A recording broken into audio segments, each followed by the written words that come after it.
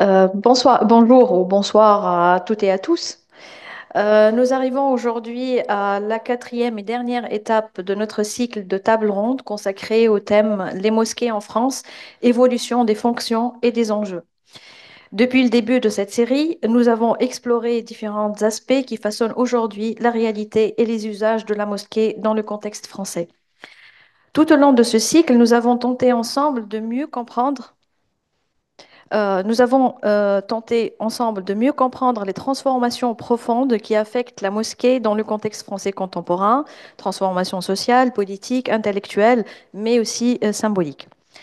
Notre première table ronde s'est penchée sur la vie intellectuelle au sein des mosquées en mettant en lumière les formes de pensée, de débat et de réflexion religieuse qui y prennent place. Nous y avons vu que la mosquée, loin d'être uniquement un lieu de prière, peut aussi être un espace de circulation des idées, d'élaboration théologique, mais cette fonction reste souvent marginalisée et sous-exploitée. La deuxième table ronde s'est intéressée à la transmission du savoir religieux.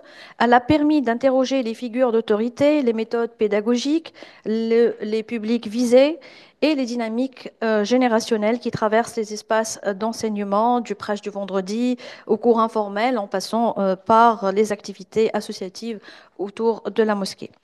La troisième, enfin, portait sur les rapports politiques de la mosquée. Elle a permis d'explorer les formes d'engagement ou de retrait politique de la mosquée que la mosquée peut incarner, mais aussi les interactions avec les pouvoirs publics, les enjeux de gouvernance, de diplomatie religieuse et de positionnement sur des questions de société et des questions politiques. Ce soir, nous abordons une dimension à la fois transversale et cruciale, souvent implicite dans nos échanges précédents, mais rarement traitée d'une manière frontale, celle de l'inclusion au sein des mosquées ou peut-être aussi l'exclusion. Autrement dit, à qui appartient la mosquée aujourd'hui? Qui est visible, écouté, reconnu et qui en reste à la marge? Car si la mosquée est en théorie un lieu ouvert à toutes et à tous, dans les faits, elle reste marquée par une série de rapports de pouvoir qui conditionnent les formes de participation et de légitimité. Nous allons ici interroger la place des groupes minoritaires, les femmes, les jeunes, mais aussi les minorités idéologiques et les courants de pensée minoritaires au sein de l'islam en France. Il ne s'agit pas seulement de parler de leur présence, mais bien de leur capacité à peser dans les décisions, à influer sur les pratiques, à produire du sens au sein de la communauté. Commençons par un constat. Dans de nombreuses mosquées, les organes de gestion, les postes de direction, les prêcheurs, les référents religieux sont très majoritairement masculins, adultes, souvent issus de la première génération d'émigration et porteurs d'une certaine orthodoxie. Cela ne signifie pas qu'ils sont illégitimes, bien sûr, mais cela signifie qu'un certain nombre de profils sont sous-représentés, voire invisibilisés.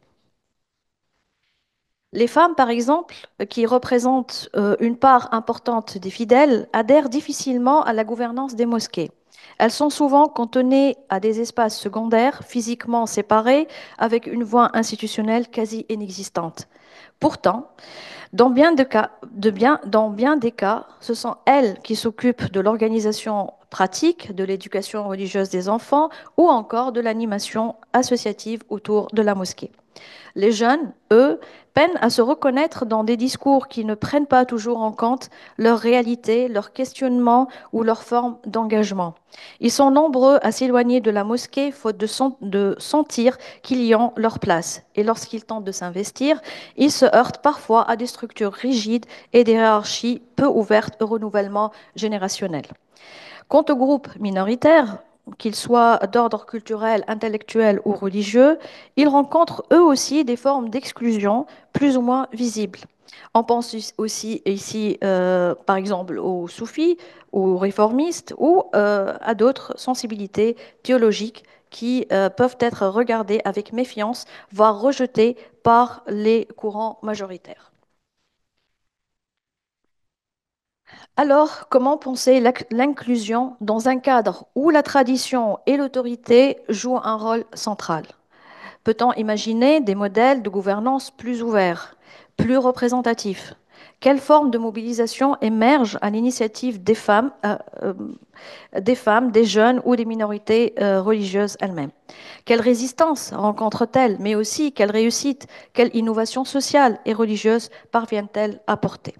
Car, in fine, interroger la place des groupes minoritaires dans la mosquée, c'est interroger, pardon, excusez-moi, la capacité de la mosquée à incarner une communauté vivante, plurielle, capable de se transformer sans se trahir.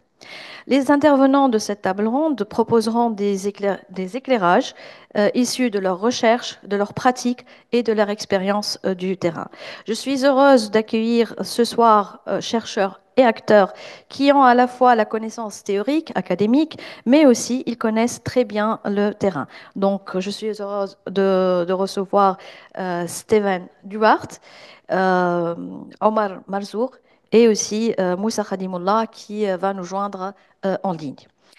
Je vous remercie sincèrement au fond du cœur d'avoir accepté notre invitation et de nous faire part de votre savoir et expertise. Et sans plus tarder, je vais donner la parole en premier lieu à Steven, qui interviendra sur les espaces de l'islam réformiste libéral. Là, c'est le cas des mosquées mixtes et inclusives en France. Mais avant tout, je vais te présenter, chers collègues et amis. Donc, Steven est maître de conférence à l'université Sorbonne Paris-Nord. Où il enseigne principalement la langue arabe et l'histoire des réformismes. Il est agrégé d'arabe et docteur en islamologie, avec une thèse sur la question du réformisme en islam contemporain. Il est aussi membre du laboratoire Pléiade. Ses publications ont tenté de proposer à la communauté scientifique une nouvelle typologie des acteurs de l'islam qui, depuis le XIXe siècle, ont tenté de réinterpréter de manière critique les textes classiques. Ces articles et entretiens à destination du grand public visent souvent à rappeler l'importance de bien distinguer les courants de l'islam contemporain et les différents enjeux qu'ils posent dans les sociétés européennes. Chers collègues, à vous la parole. Merci beaucoup, cher Asma, pour cette belle présentation et surtout pour ta chaleureuse invitation. Je retrouve une part de la Tunisie que j'aime beaucoup à travers cette invitation. Merci beaucoup donc à toutes et à tous pour vous être déplacés, hein. C'est pas évident avec ce beau soleil de s'enfermer. Et merci aux personnes du coup qui nous ont rejoints en distanciel. Alors moi, je vais parler donc des espaces de l'islam réformiste libéral. Le cas donc des mosquées tenues par donc animées et tenues par des femmes, imams. Je me suis concentré sur deux espaces, deux mosquées. Donc la première, c'est donc la mosquée Fatima, et la seconde, c'est la mosquée Simorgue. Donc je vais présenter brièvement, d'abord en petite introduction, et on abordera donc le cœur du sujet juste après. Alors, premier élément pour ceux qui ne connaîtraient pas, donc la mosquée Fatima a été fondée par Kahina Behloul, donc qui est une collègue désormais, elle est docteur depuis récemment en islamologie. Donc, elle a fondé avec Fakir Korshan, qui est enseignant, donc ils ont fondé la mosquée Fatima. Et c'est une mosquée donc, qui existe, hein, et je vais en parler plus en détail. Ils accueillent donc des fidèles, hommes et femmes réunis, et je vous expliquerai justement dans quel cadre ça s'inscrit. Ensuite, la mosquée Simorgue, donc pareil, toutes les deux sont en Île-de-France. Mosquée Simorgue fondée par deux femmes converties à l'islam, donc qui s'appelle Eva Janadin, et l'autre s'appelle Anne-Sophie Monsinet. Voilà, donc je présentais aussi les spécificités parce que chacune a un parcours propre qu'il est important donc de relater. Euh, puisqu'on est dans l'introduction, autant commencer par là. Keïna Bahloul, elle est plutôt dans une inspiration donc réformiste soufie. Euh, alors pour ceux qui connaissent le soufisme plus précisément, c'est la tradition akbarienne, donc relative au grand Ibn Arabi. Et pour ce qui concerne donc Eva Janadin pour la mosquée Simorgue, elle est aussi docteur en fait en histoire de l'islam médiéval. Et plus précisément, sa sensibilité est autre, puisque elle est plutôt influencée, elle met en avant l'ancienne école théologique mortazilite, hein, donc assez connue, même du grand public. Et enfin, donc la troisième, Anne-Sophie Mancinet, elle est enseignante, et sa spécificité, c'est qu'elle se rattache aussi au soufisme, donc c'est intéressant, parce qu'on a trois figures réformistes soufis, donc le soufisme qui est la dimension mystique de l'islam.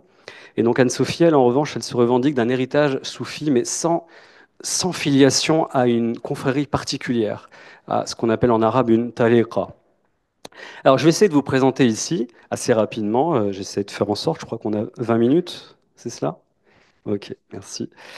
Alors, je vais essayer de vous restituer, premier élément, donc, rendre compte de de mes études de terrain dans ces deux espaces. Comme ça, vous aurez, j'espère, du moins une image plus concrète, en fait, hein, enfin, de ce qui s'y passe en regard avec les mosquées plus traditionnelles et mainstream, on pourrait dire. Ensuite, je vais parler de quel est le lien entre ce qu'elle propose et ce qu'on appelle, entre beaucoup de guillemets, l'orthodoxie en fait dans l'islam, hein. Donc ça, j'en parlerai. Et tous les débats effectivement que ça a pu provoquer, controverses, des fois assez virulentes, hein. Beaucoup de disqualifications, mais j'en reparlerai. Et enfin, donc dernièrement, donc là c'est beaucoup plus ma tasse de thé, si je peux m'exprimer ainsi. Là, c'est ma spécialité donc sur le réformisme. Là, je vais essayer justement d'articuler, parce que vous allez voir que le lien est très important, entre ce que font ces femmes qui, pour Kaina Behloul, s'auto-qualifient d'imam libéral, et pour Anne-Sophie et Eva, s'auto-qualifient de progressistes. En fait, moi, je vais les rattacher au courant réformiste, en fait, et je vais expliquer pourquoi, et bien sûr, avec quels arguments. Parce que les controverses, elles ne sont pas uniquement dans les milieux pratiquants musulmans, mais elles sont aussi dans le milieu académique sur ces questions. Donc je vais essayer de rentrer là-dedans sans être trop ennuyeux. Je vais essayer. Alors je commence donc pour vous présenter un petit peu donc de quoi il s'agit. Donc ces mosquées, elles sont bien entendu minoritaires, hein, on va pas faire croire qu'elles sont majoritaires. Elles sont minoritaires, mais elles sont intéressantes. Pourquoi? Parce que déjà le culte, contrairement à ce que l'on entend, le culte se passe comme dans toutes les mosquées, c'est-à-dire vous avez la prière, vous avez des moments donc de méditation, d'écoute de la khutba, donc du fameux discours, prêche, donc notamment du vendredi. Mais pas que.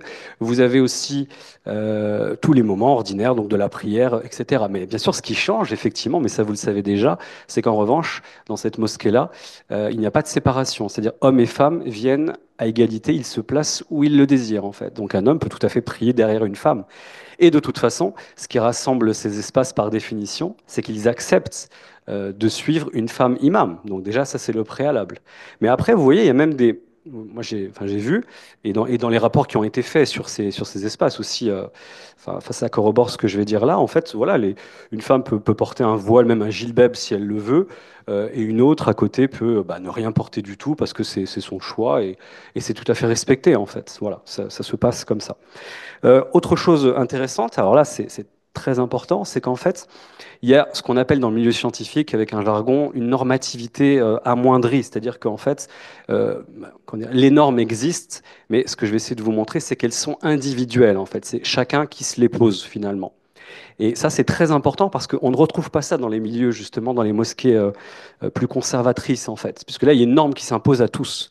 Et chacun est obligé de rappeler à l'autre, de manière différente selon les contextes, bien sûr, mais chacun est chargé un peu de rappeler, voilà, de prêcher aux autres la voie droite, entre guillemets. Dans ce qu'est mosquée, pas du tout. Chacun a sa propre conception des choses et il ne peut pas l'imposer aux autres. Il ne peut pas lui dire tu es une mauvaise musulmane parce que tu mets pas encore le voile ou vice-versa, enfin peu importe. Donc il y a vraiment une liberté très forte et ça c'est assumé en fait. C'est ça aussi donc la grande différence. Il n'y a pas de, il y a pas de sentiment de culpabilisation en fait.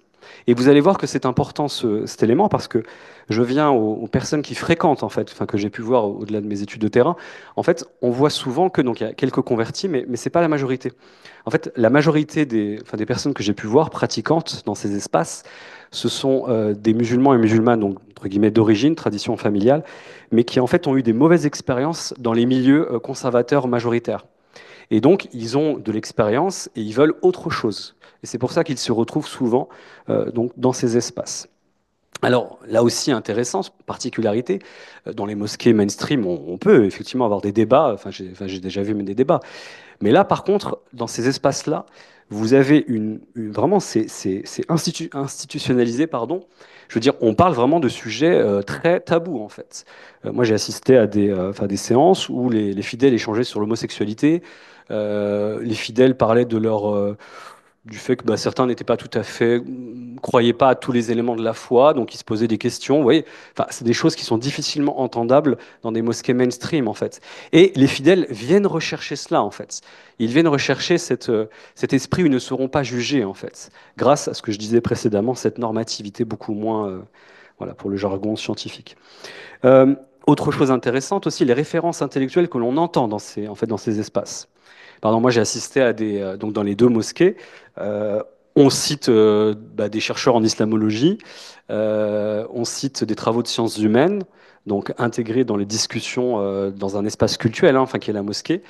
J'ai rarement vu ça dans une mosquée mainstream, personnellement, très très rarement, sauf pour détruire telle ou telle théorie, ça oui je l'ai vu. Donc là c'est intéressant.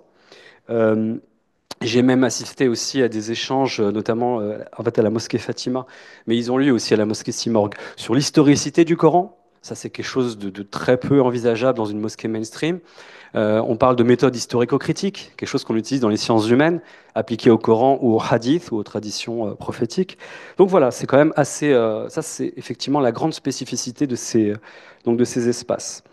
Euh, donc grande liberté, normativité moindre, absence de culpabilisation, fidèles qui viennent rechercher justement cette absence de jugement d'autrui, des personnes qui, par exemple, voilà, enfin, j'ai un exemple en tête, hein, bien sûr je ne citerai pas le nom, puisque tout est anonymisé donc dans les études sociologiques. En fait, je me rappelle une pratiquante qui était donc, qui avait épousé un non-musulman, donc une musulmane qui épouse un non-musulman. Dans la vision traditionnelle, c'est un peu compliqué, c'est pas envisageable. Là, donc, elle en parle et elle parlait de cette expérience, du fait qu'elle a été rejetée elle a été rejetée par sa famille et que dans les mosquées qu'elle fréquentait, elle ne pouvait pas en parler parce qu'elle était jugée, etc. Vous voyez, voilà, ce genre de choses. Là, c'était quelque chose de normal, en fait. Personne ne juge ou voilà, elle avait juste besoin de parler de cela et quelque part, ça fait un peu office enfin, de défouloir aussi, un peu, hein, dans toute, voilà, quand il y a des êtres humains ensemble, ils parlent et des fois, ça a aussi cette fonction. Alors, je finirai sur ce point en faisant une sorte de bilan donc, de ce que j'ai pu voir, c'est qu'en fait, ces femmes qui sont courageuses, il faut quand même effectivement pas l'oublier, elles sont menacées de mort très régulièrement. Euh, En fait, elles ont réussi à faire quelque chose d'assez fort au sein donc de l'islam pratiquant. Elles ont reconfiguré en fait ce que j'appelais cette normativité. Et en fait, en faisant quoi? En la déplaçant en fait, c'est-à-dire de la figure de l'imam ou du cheikh ou du savant à l'intériorité, en fait, à l'individualité, où chacun est son propre, entre guillemets, imam, finalement, quelque part, cheikh ou savant ou ce que vous voulez. Donc, voilà ce qu'elles ont effectué. Mais j'ai parlé de reconfiguration, le terme n'est pas neutre. C'est qu'en fait, beaucoup pensent, et je vais en parler après, que cet islam-là n'est pas l'islam. C'est une sorte d'islam, entre guillemets, light, en fait, comme on entend de manière péjorative. Non, je ne suis pas d'accord. C'est une vraie reconfiguration. C'est-à-dire qu'elle parle au nom de l'islam, de l'intérieur même de la tradition. Je vais le montrer, comment dire, peu après. C'est pour ça que je parle de reconfiguration. Et c'est pour ça aussi que je vais, donc je spoil un peu, que je vais parler du réformisme. C'est que le réformisme, c'est cela, justement. Le courant réformiste dont je vais parler, ce n'est pas autre chose qu'une reconfiguration du Turath, en fait, donc du patrimoine islamique ancien. Et en fait, elles font cela, bien sûr, d'une manière qui est propre. Mais c'est ce qu'elles font. Alors maintenant, justement, puisqu'on parler d'orthodoxie, hein, enfin tout à l'heure, déjà il faut faire un point sur ça. C'est qu'on entend très souvent en fait à l'endroit de l'islam des personnes bien intentionnées certainement parler de voilà en islam il n'y a pas de clergé ou autre. Bon, tout ça ce sont des propos ascientifiques parce que ça ne veut rien dire en fait. Bien entendu que la situation est différente entre l'islam et le catholicisme. Bon, déjà il faudrait préciser, on parle de l'islam sunnite ou chiite parce que dans le schisme il y a un clergé. Mais dans l'islam sunnite, dire qu'il n'y a pas de clergé, c'est insuffisant en fait. Parce qu'en fait, il n'y a pas d'appareil clérical, pour parler un terme plus complexe. Il n'y a pas de clergé peut-être. Mais en fait, il y a une institution qui prend la place en fait du clergé, qui est peut-être même parfois encore plus puissante. Et ça, je reprends cette distinction et je tiens à lui faire un grand hommage, puisque c'est filmé. Un grand chercheur, pour moi le meilleur spécialiste des religions vivants, qui s'appelle Camille Tarot et qui est normand et fier de sa Normandie. Et ça aussi, c'est intéressant parce que dans le milieu académique, on a aussi parfois malheureusement un certain mépris à l'égard de nos collègues qui sont en région, alors que parfois ce sont de très très grands spécialistes. Et lui, c'en est un, donc Camille Tarot, que je salue. Camille Tarot, en fait, avait critiqué Bourdieu sur un... Alors, peut critiquer Bourdieu sans le disqualifier. On aime tous Bourdieu. Mais il avait critiqué Bourdieu sur sa conception en fait de l'institution. Et donc j'ai repris ça de Camille Tarot justement, hein, cette différenciation. Il différenciait entre appareil clérical, donc clergé hein, pour parler simplement, et institution cléricale. Et lui, il montrait donc Camille Tarot que l'institution peut être très forte, voire plus forte encore, en fait, en l'absence de tout appareil, de tout clergé. Et voici un exemple, c'est l'imama féminin, l'imama des femmes. En islam sunnite, il n'y a pas de clergé, il n'y a pas d'appareil clérical, certes. Oui, mais ça n'empêche pas ces femmes et toutes les personnes qui les supportent, qui sont les acteurs de cet islam en fait libéral, de se prendre en fait, croyez-moi, des choses bien concrètes, des interdictions religieuses, des arguments, des disqualifications, parfois du takfir, donc de l'excommunication. Donc vous voyez, il n'y a pas de clergé, mais il y a bien une institution symbolique qui fait office de clergé et qui est très puissante, puisque la majorité aujourd'hui effectivement pense que l'imama féminin est entre guillemets haram, hein, si j'utilise leur terme. Donc vous voyez, ça montre bien que dire qu'en islam sunnite il n'y a pas de clergé, en fait, ça n'a pas de sens. C'est trop rapide en fait. Donc c'était effectivement un exemple. Alors, en revanche, il y a effectivement un avantage. L'islam sunnite, effectivement, n'a pas de clergé, c'est vrai aussi. L'avantage, c'est que ces femmes, justement, on n'est pas dans le catholicisme, elles ont pu beaucoup plus facilement que dans le catholicisme, eh bien, s'arroger ce droit. Ces femmes imams, elles ont pris le droit, elles n'ont pas attendu qu'on leur donne, qu'on leur accorde cette permission. Elles l'ont prise. Et donc, elles l'ont effectuée. Ça, c'est vrai que c'est un avantage. La structuration de l'islam sunnite permet que chacun puisse, quelque part, créer sa propre mosquée. Ça, c'est vrai que c'est un avantage lié à cette situation. Alors maintenant, qui a raison? Qui a raison finalement? L'imama, est-ce que c'est haram, entre guillemets, comme le disent les acteurs conservateurs, ou est-ce que, comme le disent ces réformistes, hommes et femmes, c'est tout à fait légitime? Alors le chercheur, lui, n'a pas à se poser cette question. Moi, je ne trancherai pas, c'est aux musulmans de faire leur choix. Par contre, ce que le chercheur peut faire, nous ne sommes pas des mouftis, euh, qui donnons donc des fatwas. Par contre, ce que l'on peut faire, c'est rentrer dans le débat d'une autre manière. Et c'est ce que j'ai fait quand j'avais écrit un article paru dans The Conversation, où je suis rentré dans ce débat parce que je voyais qu'il y avait beaucoup de disqualifications religieuses issues des milieux conservateurs, mais leurs arguments ne tenaient vraiment pas la route sur le plan scientifique, en fait. Donc, j'ai tenté de rentrer dans ce débat par ce biais, en fait, en déconstruisant, et notamment plus précisément, si ça vous intéresse, la notion de ijmar, qui était très souvent utilisée. Dans les milieux conservateurs, on disqualifie ces femmes imams parce qu'on dit qu'elles effectuent une rupture avec le ijmar. Qu'est-ce que le ijmar? En français, on le traduit par consensus, en fait, hein. Donc, ces femmes imams, en adoptant l'imama féminin, en dirigeant des mosquées et en étant des femmes, elles rompraient le consensus de la communauté ou voilà, d'islam. En fait, bon, c'est faux parce que, en fait, il n'y a jamais eu de consensus sur rien dans l'histoire de l'islam, à part sur Dieu, qu'il est unique peut-être, sur le fait que la Kaaba, c'est le lieu sacré de tous les musulmans, sunnites, chiites, ibadites, mais à part des grandes choses comme ceci, il n'y a jamais eu de consensus entre les musulmans.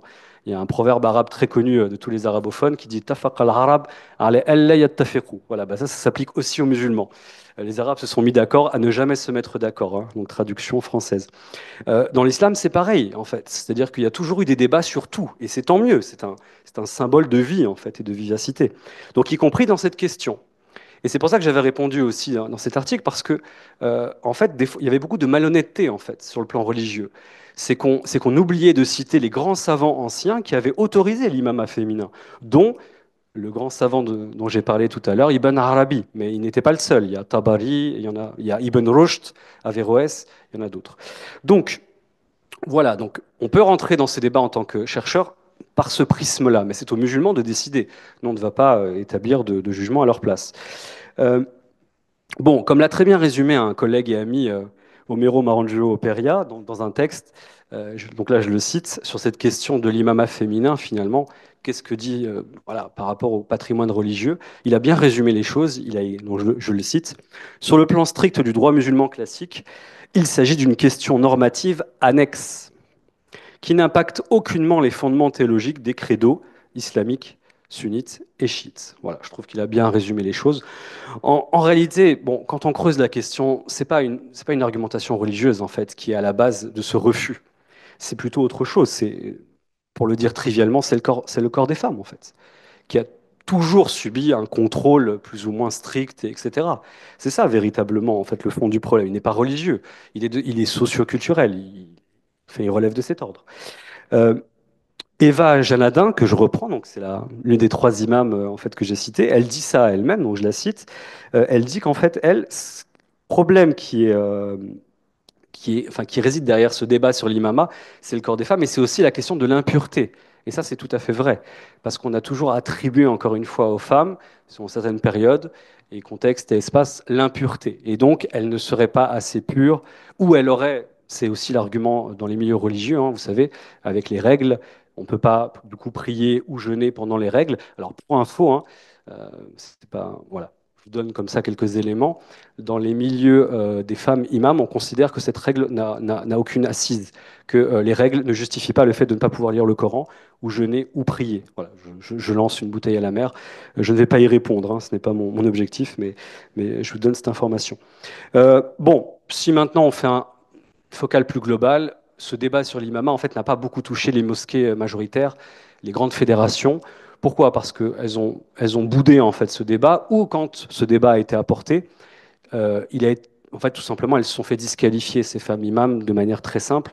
Et souvent, alors les arguments religieux, j'en ai déjà parlé, mais souvent c'était des arguments en fait d'un autre type, des arguments même politiques. Je vais en citer un que j'ai trouvé. Donc donc moi, j'ai pris ça sur Internet, hein, sur YouTube, de prédicateurs. Donc les femmes imams servent un agenda médiatique islamophobe. Voilà, comme ça c'est clair. Alors, ce qui est complètement ridicule quand on connaît par exemple Kaina Behloul, ce qui est mon cas, franco-algérienne, très attachée à la question palestinienne, clairement très attachée aussi au fait de critiquer toute attaque envers les musulmans pour ce qu'ils sont ou ce qu'ils sont censés être. Donc, bon, c'est une question qui n'a pas lieu d'être et qui d'ailleurs n'a plus jamais été invitée sur le plateau de télé depuis qu'elle a présenté ses positions sur le conflit israélo-palestinien. Donc, ce sont de faux arguments en réalité. Alors, je terminerai maintenant du coup sur la partie qui me concerne en réalité beaucoup plus, qui est la question du lien avec le réformisme. Et il me reste 5 minutes, hein, je crois. Voilà, donc c'est parfait. Ok, non, je pense que ça ira. Merci.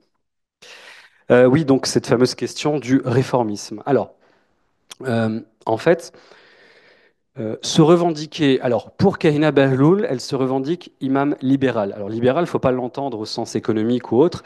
Elle reprend ça certainement du judaïsme libéral, en fait, hein, donc dans la religion juive, tout un courant qui est très proche du réformisme en fait, dans l'islam.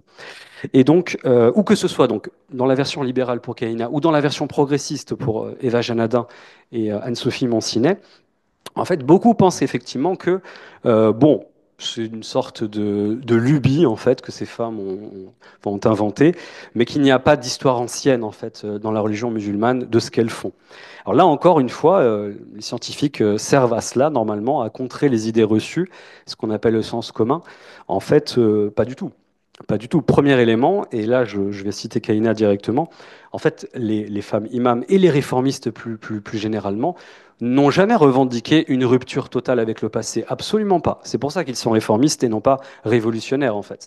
Ils ont toujours gardé ce lien, c'est pour ça qu'ils sont réformistes, islahiyya en arabe. Donc je cite Kaina, il ne s'agit pas de faire table rase. Pour redynamiser la pensée musulmane, il faut avoir une connaissance éclairée des fondements, c'est-à-dire de la tradition islamique dans son intégralité, aussi bien que dans sa diversité juridique, les écoles, les fameux madhahib, donc en arabe, les écoles encore en vigueur, celles qui ont cessé de l'être, puisque n'oublions pas qu'il y a beaucoup d'écoles juridiques qui n'existent plus, mais qui ont existé dans le passé, mais aussi les avis minoritaires, voire également la falsafa, le soufisme, le calem dans toute sa diversité. Vous voyez, bon, c'est une citation, mais bon, j'en aurais des dizaines comme celle-ci pour vous montrer que non, ni ces femmes, ni le courant réformiste généralement n'a jamais prôné la rupture radicale avec l'islam, bien au contraire. Ils revendiquent même souvent, au contraire, contre les conservateurs, d'être beaucoup plus fidèles à l'islam sur le point de vue de l'esprit, contre la lettre défendue, donc l'esprit et la lettre, hein, grand débat, par les conservateurs. Autre chose aussi, j'ai relevé dans un rapport donné au BCC, Bureau central des cultes du ministère de l'Intérieur, qui fait un travail formidable, il faut le dire, hein.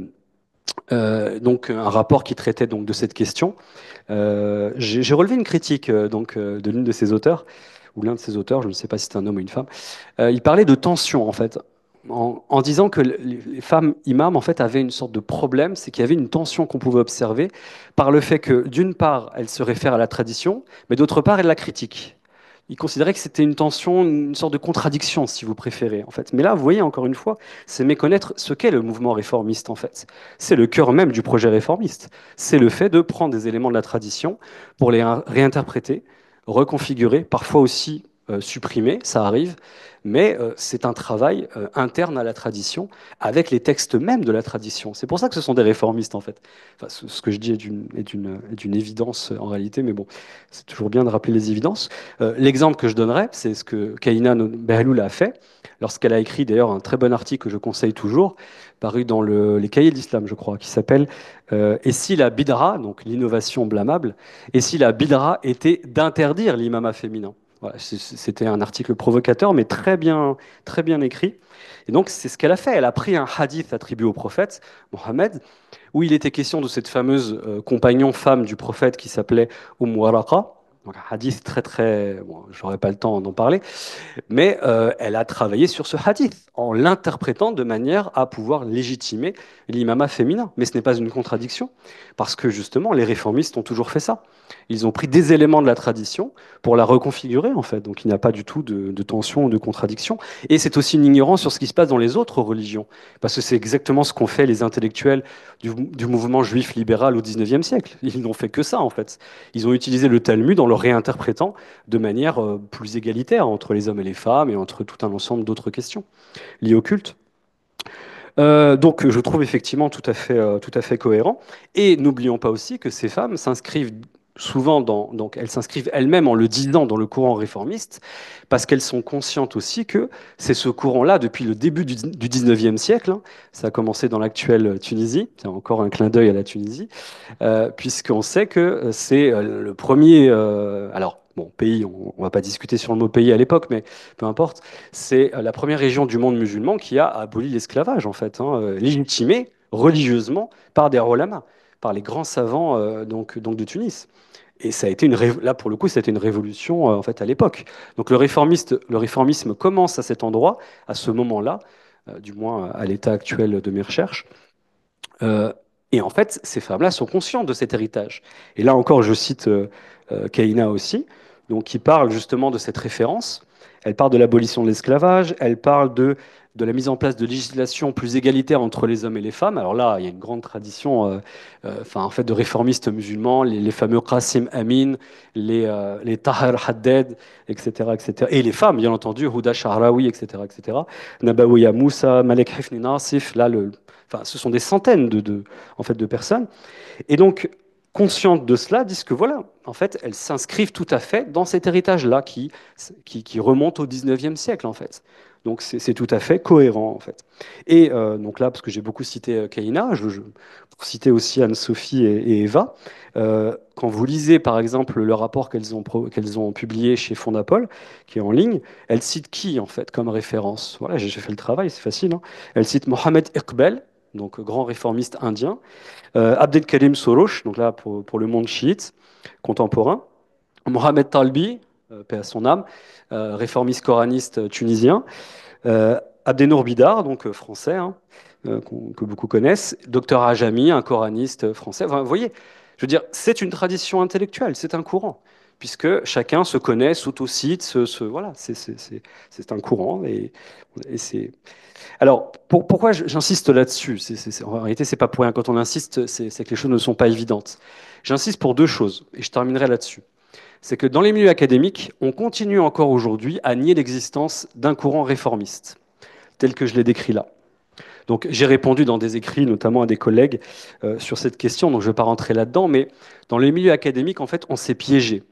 On s'est piégé comment? En fait, à cause d'un continuum, en arabe istilsel, on s'est piégé dans un continuum qui mêle salafisme, salafia et réformisme. On s'est piégé là-dedans. Et par taqlid, par suivisme aveugle, en fait, du coup, le réformisme ne cadre pas là-dedans. Tous ces penseurs, hommes et femmes, qui réinterprètent ne cadrent pas. Et donc, on considère, comme une collègue qui a, je ne vais pas la nommer, qui clairement l'a écrit plusieurs fois que le réformisme n'existe pas. Voilà, tout ça n'existe pas. parce qu'on est resté sur cet ancien positionnement d'un très grand chercheur que j'aime beaucoup, qui est décédé bien sûr maintenant, qui s'appelle Gilbert Delanoux, grand spécialiste du réformisme. Sauf que lui, c'était les années 80-90, c'est logique à son époque. Mais aujourd'hui, maintenant, 30 ans après de recherche, désormais, on a énormément de matière en fait.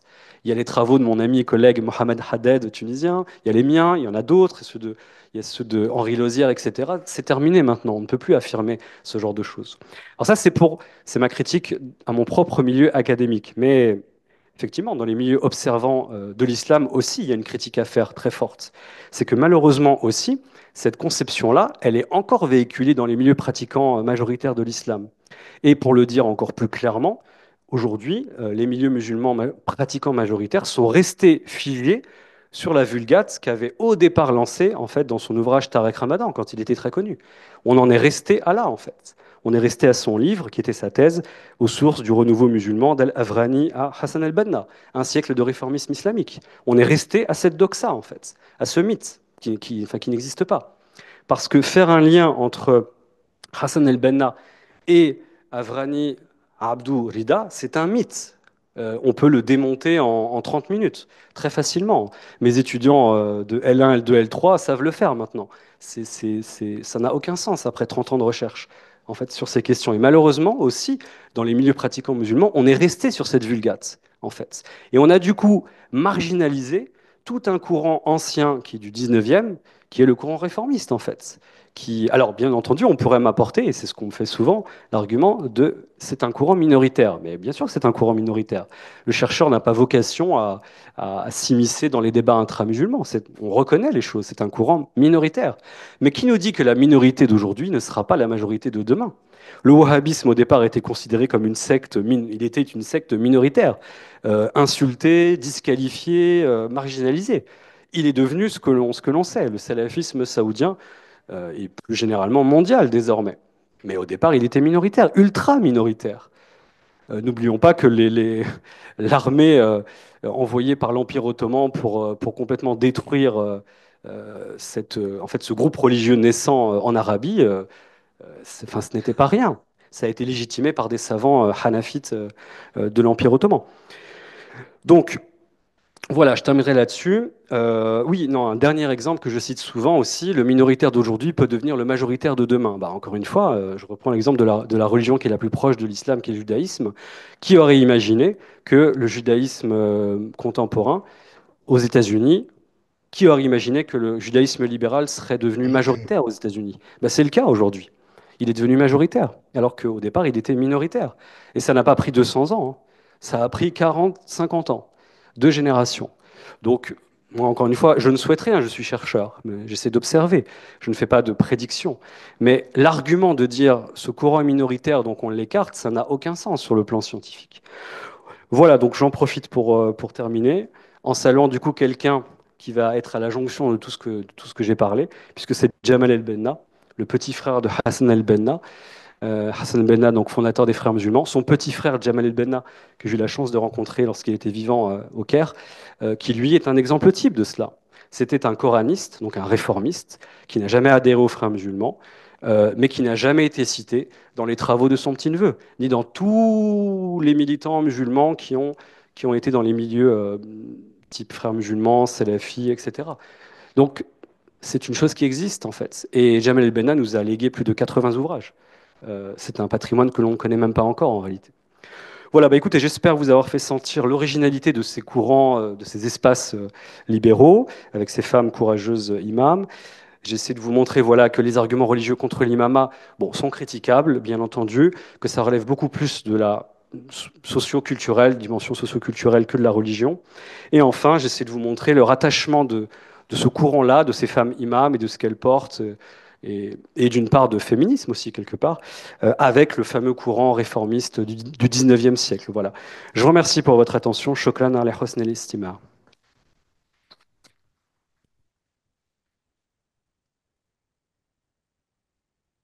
Merci beaucoup. Je te remercie aussi, je te salue en tant que Tunisienne. Et merci beaucoup pour cette riche intervention, effectivement, qui soulève plein de questions.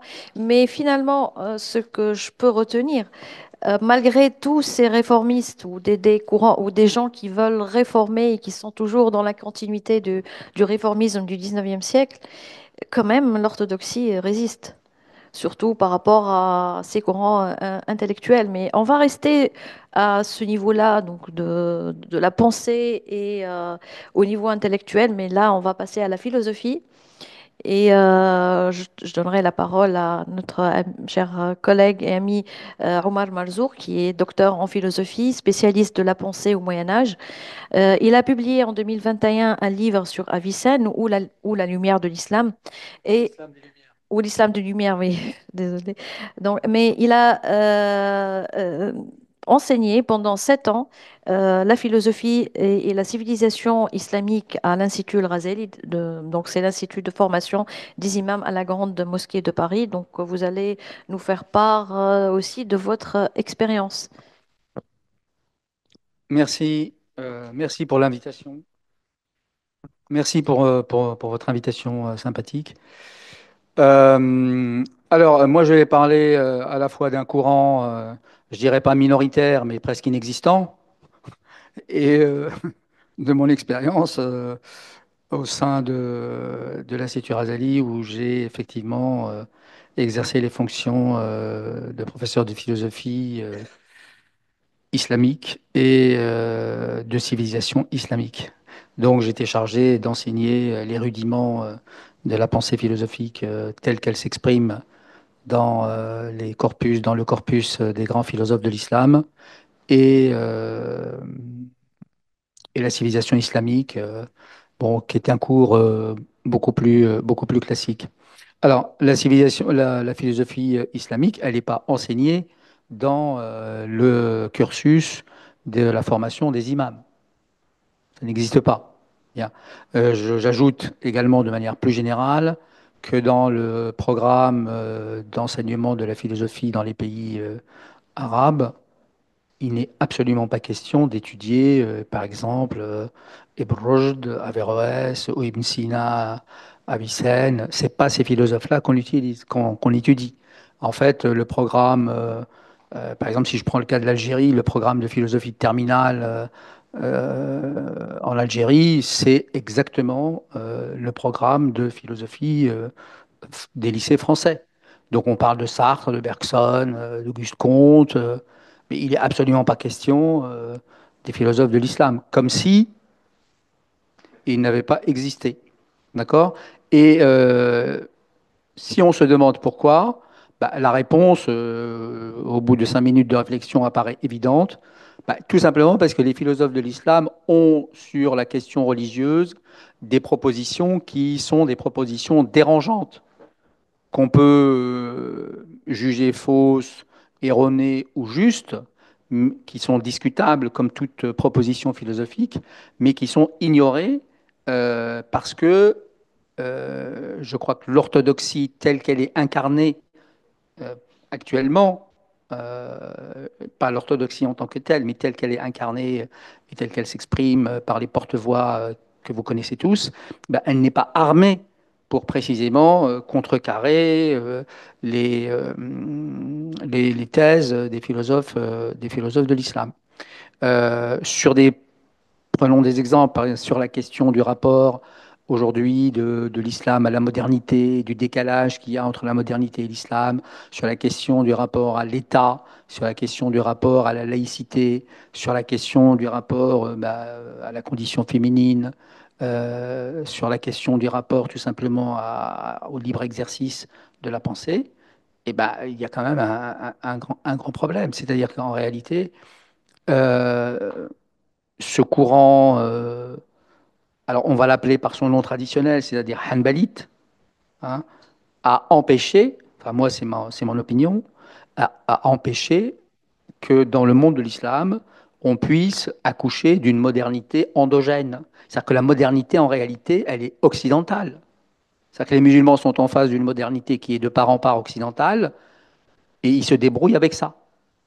Chacun s'adapte, s'accommode, ne s'accommode pas, se retire, fait une expérience mystique, etc. Et en réalité, même dans la langue arabe, il y a un problème pour nommer la modernité.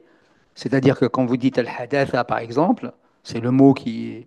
bah, si vous regardez dans les bons dictionnaires, bah, hadatha, c'est toujours un terme péjoratif. Ahdatha, c'est-à-dire introduire des innovations. Hein. ماذا أحدثوا بعدك لا تدري ماذا أحدثوا بعدك. Donc c'est quelque chose qui est connoté négativement. Et là, on peut embrayer tout de suite sur l'idée que toute nouveauté est une bid'a.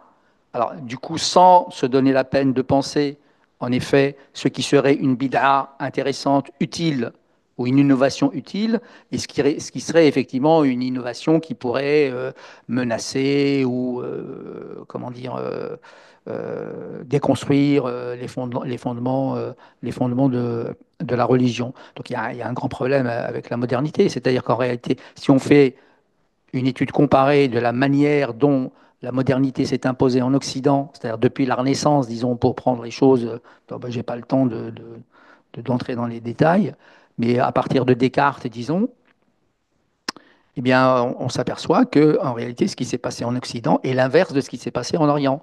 C'est-à-dire que ce qui a réussi en Occident, du côté de Descartes, des encyclopédistes, etc., bah, n'a pas marché en Orient. C'est l'inverse qui s'est produit. C'est-à-dire que la tradition a été plus forte que les tentatives, si vous voulez, de renouveler cette tradition en l'ouvrant sur les potentialités de l'actualité, de la modernité, etc. Ce que les Mu'tazila, par exemple, ont essayé de faire, alors évidemment, ils sont un peu pris le pied dans le tapis en lançant une inquisition contre leurs adversaires, etc. Et ça, c'est la grande erreur. Ce sont plutôt les Mu'tazilites politiques qui ont fait ça, plutôt que les Mu'tazilites théoriciens. Bon, ce que les Mu'tazila ont essayé de faire, c'est-à-dire d'instaurer une raison euh, juge de toute chose, bah, ça n'a pas fonctionné. Il faut avouer que ça n'a pas fonctionné et que toute cette entreprise-là, elle a échoué. Et on le voit très bien dans un auteur qui est tardif, qui est Ibn Khaldoun. Alors Ibn Khaldoun, c'est un grand penseur, évidemment, il ne s'agit pas de le diminuer. C'est un très grand penseur, un grand sociologue, un grand anthropologue, un très grand historien. Ça, il n'y a aucun doute là-dessus. Mais si vous lisez ce qu'il écrit sur le kalam, si vous lisez ce qu'il écrit sur la philosophie, on croit lire Ibn Taymiyyah. Voilà, donc il y a quand même. Et lui, bon, c'est quand même un auteur tardif. Là, il meurt en 1406. On est au début du XVe siècle. L'Europe a déjà commencé son envol. Et on est, les musulmans sont en train de dire, finalement, bah, l'exercice rationnel, bah, ça aboutit forcément à l'impiété. Et donc, forcément, si ça aboutit à l'impiété, c'est pas bon pour nous. Donc on va se recroqueviller dans une espèce de tradition, et la tradition ne demande pas ça, parce que si on se réfère au livre qui est bien connu maintenant d'Ibn Rushd, alors il y a 30 ans, quand j'ai commencé à travailler sur Ibn Rushd, il y avait personne qui parlait d'Ibn Rushd, hein, mais depuis qu'on le voit danser dans le film de Youssef Chahine, tout le monde connaît Ibn Rushd, hein. Tout le monde parle d'Ibn Rushd. Donc quand on lit ce texte-là, c'est-à-dire qu'il a senti déjà à son époque, on est au IIe siècle, il a senti à son époque la nécessité de faire réfléchir les musulmans sur l'articulation, sur une articulation fondamentale entre la loi religieuse, donc la charia, et l'exercice de la philosophie. Que non seulement l'exercice de la pensée, de la logique ne contredit pas la charia, mais que la charia non seulement le permet, mais le prescrit. Et cette leçon, elle est toujours inaudible aujourd'hui. Elle est toujours inaudible. On n'a toujours pas compris. C'est-à-dire qu'on réfléchit toujours en termes de dichotomie. La charia, c'est la tradition, c'est des obligations, c'est le halal et le haram. Et d'ailleurs, les musulmans d'aujourd'hui, si on regarde bien, ils sont obsédés par ça. C'est-à-dire que tout leur questionnement, c'est ce que je fais, est-ce que c'est halal? Ce que je porte, est-ce que c'est halal? Ce que je mange, est-ce que c'est halal ou c'est haram? Non, mais la religion, c'est quand même pas ça. La civilisation musulmane, c'est pas ça. C'est pas uniquement ça. Et d'ailleurs, dans la tradition, les gens avaient suffisamment de culture religieuse pour savoir ce qui est halal et ce qui est haram eux-mêmes, sans avoir forcément toujours. Donc, les musulmans d'aujourd'hui sont, en tout cas français, sont dans une demande de type juridique. C'est-à-dire qu'en fait, ils sont uniquement, la religion pour eux, c'est uniquement le fiqh, c'est uniquement ce qui doit se faire, ce qui doit se pratiquer, ce qui ne doit pas se pratiquer. Et si je fais la prière comme ça, est-ce que c'est bon? En réalité, ce genre de questionnement fait de la religion musulmane une sorte de temple désaffecté, sans âme. C'est-à-dire que la religion se réduit à la barbe, au turban, au voile, et, et en fait, derrière, il n'y a rien. Il n'y a rien. D'autant que les musulmans français sont empêchés d'accéder aux grands textes de la civilisation et de la théologie musulmane par leur ignorance de la langue arabe. Et comme ces textes ne sont pas traduits, donc ils sont réduits finalement à la lecture du Coran en traduction. Et donc l'une de leurs questions, c'est, Monsieur, quelle est la bonne traduction du Coran? Donc, il y a quand même. Et du coup, l'existence du musulman, c'est un parcours qui est semé d'embûches entre des sujets qui sont tabous, ça, historiques qui sont tabous. Qu'est-ce qui s'est exactement passé dans la Saqifa? Pourquoi les compagnons se sont-ils entretués? Qu'est-ce que les historiens musulmans ont fait leur travail, mais ils ne sont pas lus. Ils sont pas lus. Et on a affaire finalement à un monde musulman qui fonctionne par exclusion, c'est-à-dire qu'il va exclure, on va exclure la philosophie parce qu'elle conduit à l'impiété, on a décidé que ça conduisait à l'impiété, bon, et on va exclure par exemple l'histoire, parce que l'histoire elle est idéologique, c'est-à-dire il faut que l'histoire se conforme à la façon de penser de l'historien. Donc elle est tout à fait idéologique. Non, l'historien, il ne fonctionne pas comme ça. L'historien, il n'a jamais assez de sources, il va exploiter toutes les sources, il va les confronter, il va en tirer un récit qui lui paraît le plus rigoureux, le plus scientifique possible. Alors l'historien sunnite va exclure les sources chiites, le théologien sunnite va exclure les sources chiites, le théologien ou l'historien chiite va exclure les sources sunnites. On n'en sort pas, quoi. On n'en sort pas. Et donc, nous, enfin, moi pour ma part, alors moi je suis quelqu'un d'indépendant, hein, je veux dire, je ne suis pas financé par personne. Et donc à l'intérieur de la mosquée de Paris, et dans une institution qui est effectivement financée par le gouvernement algérien, on a essayé de faire ce travail de sensibilisation des étudiants à un certain nombre de pensées dont on ne parle jamais. Par exemple, les Mu'tazila, par exemple, la pensée d'Ibn Hazm. Voilà, par exemple, Ibn Hazm, c'est un penseur qui est un penseur tout à fait remarquable parce qu'il dit des choses extraordinaires et il est tout à fait dans l'orthodoxie. Par exemple, vous savez, les fuqaha aujourd'hui disent que il faut utiliser le qiyas parce qu'il y a des choses nouvelles qui adviennent, et donc il faut effectivement utiliser le raisonnement analogique pour savoir si c'est halal ou si c'est haram, etc. Et Ibn Hazm répond à ces gens-là, il leur dit, mais qu'est-ce que vous faites de deux versets du Coran dans ce cas? Al-yawma akmaltu lakum dinakum. Voilà. Hein, si on sait lire l'arabe, akmaltu, ça veut dire c'est complet. Walam nufarrat fi ad-din min shay'. Ah, expliquez-nous alors. Alors ça, c'est du Coran, hein, c'est pas des hadiths, hein. Parce que les hadiths, ça donne toujours lieu à oui, c'est Hassan, c'est Sahih, c'est pas Sahih. Il y a toute une dialectique. Qu'est-ce que vous faites avec ça alors? Et en plus, al-hujja alaykum, parce que c'est vous qui prétendez qu'il y a des choses nouvelles, c'est pas moi. Donc moi, je vous oppose deux versets du Coran. Dites-moi comment vous allez vous débrouiller avec ça. Soit vous dites que Dieu a tout faux, et alors là, c'est l'abomination de la désolation. Soit vous pédalez dans le yaourt. Alors dans ce cas-là, je ne sais pas comment vous allez faire. Et alors les étudiants commencent à dire ah oui, c'est du Coran. Alors ils vont vérifier quand même, parce que au cas où l'enseignant aurait la bonne idée d'imiter le Coran, mais il dit ah oui, mais quand même, c'est. Ah oui. Et donc là, ils commencent à réfléchir parce qu'ils ont devant eux un obstacle de taille. Ils disent mais comment? C'est quand même un littéraliste, hein, parce que Ibn Hazm, c'est un zahirite, c'est celui qui dit non, non, il faut prendre les versets à la lettre. Il n'y a pas d'interprétation. Parce que si on commence à interpréter, c'est le règne de la fitna. Si on veut réunir, rassembler les rangs, il faut utiliser l'approche littérale. Donc voilà un littéraliste qui dit voilà, il y a un problème là. Et donc on voit qu'effectivement, euh, pouvoir réfléchir, pour pouvoir utiliser un raisonnement rigoureux, bah, il faut une certaine culture islamique. Et malheureusement, elle n'est pas là. Elle est souvent pas là. Donc, ce que moi j'essaye de faire, alors je m'intéresse à des figures qui sont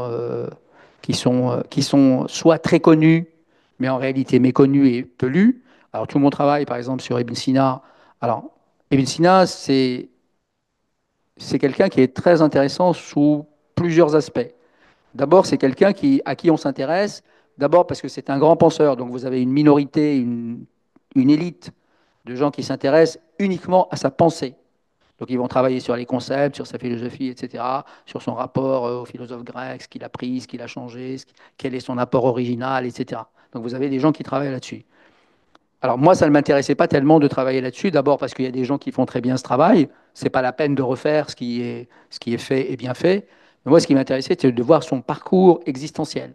Parce que c'est le seul des philosophes musulmans qui a une vie euh, intéressante parce que c'est un homme qui ne travaille pas dans un cabinet, qui n'est pas retiré dans une tour d'ivoire. C'est pas un intellectuel qui vit dans l'abstraction. Parce que le monde académique, c'est un peu un monde irréel, hein. Ce sont des gens qui, alors, c'est pas méchant ce que je vais dire, mais qui sont un peu hors sol, hein. C'est-à-dire qu'ils sont dans leur monde, dans le monde de l'abstraction, sauf quand ils sont sociologues, ils sont obligés de faire des travaux de recherche empirique et des enquêtes. Mais en général, quand on est philosophe dans une tour d'ivoire, ben, on travaille sur des concepts et on est un peu en dehors des réalités. Or, Ibn Sina, lui, c'est pas un homme qui est en dehors des réalités. Et il n'aurait sûrement pas eu la même pensée s'il avait eu une vie différente. C'est un homme qui avait eu une vie aventureuse.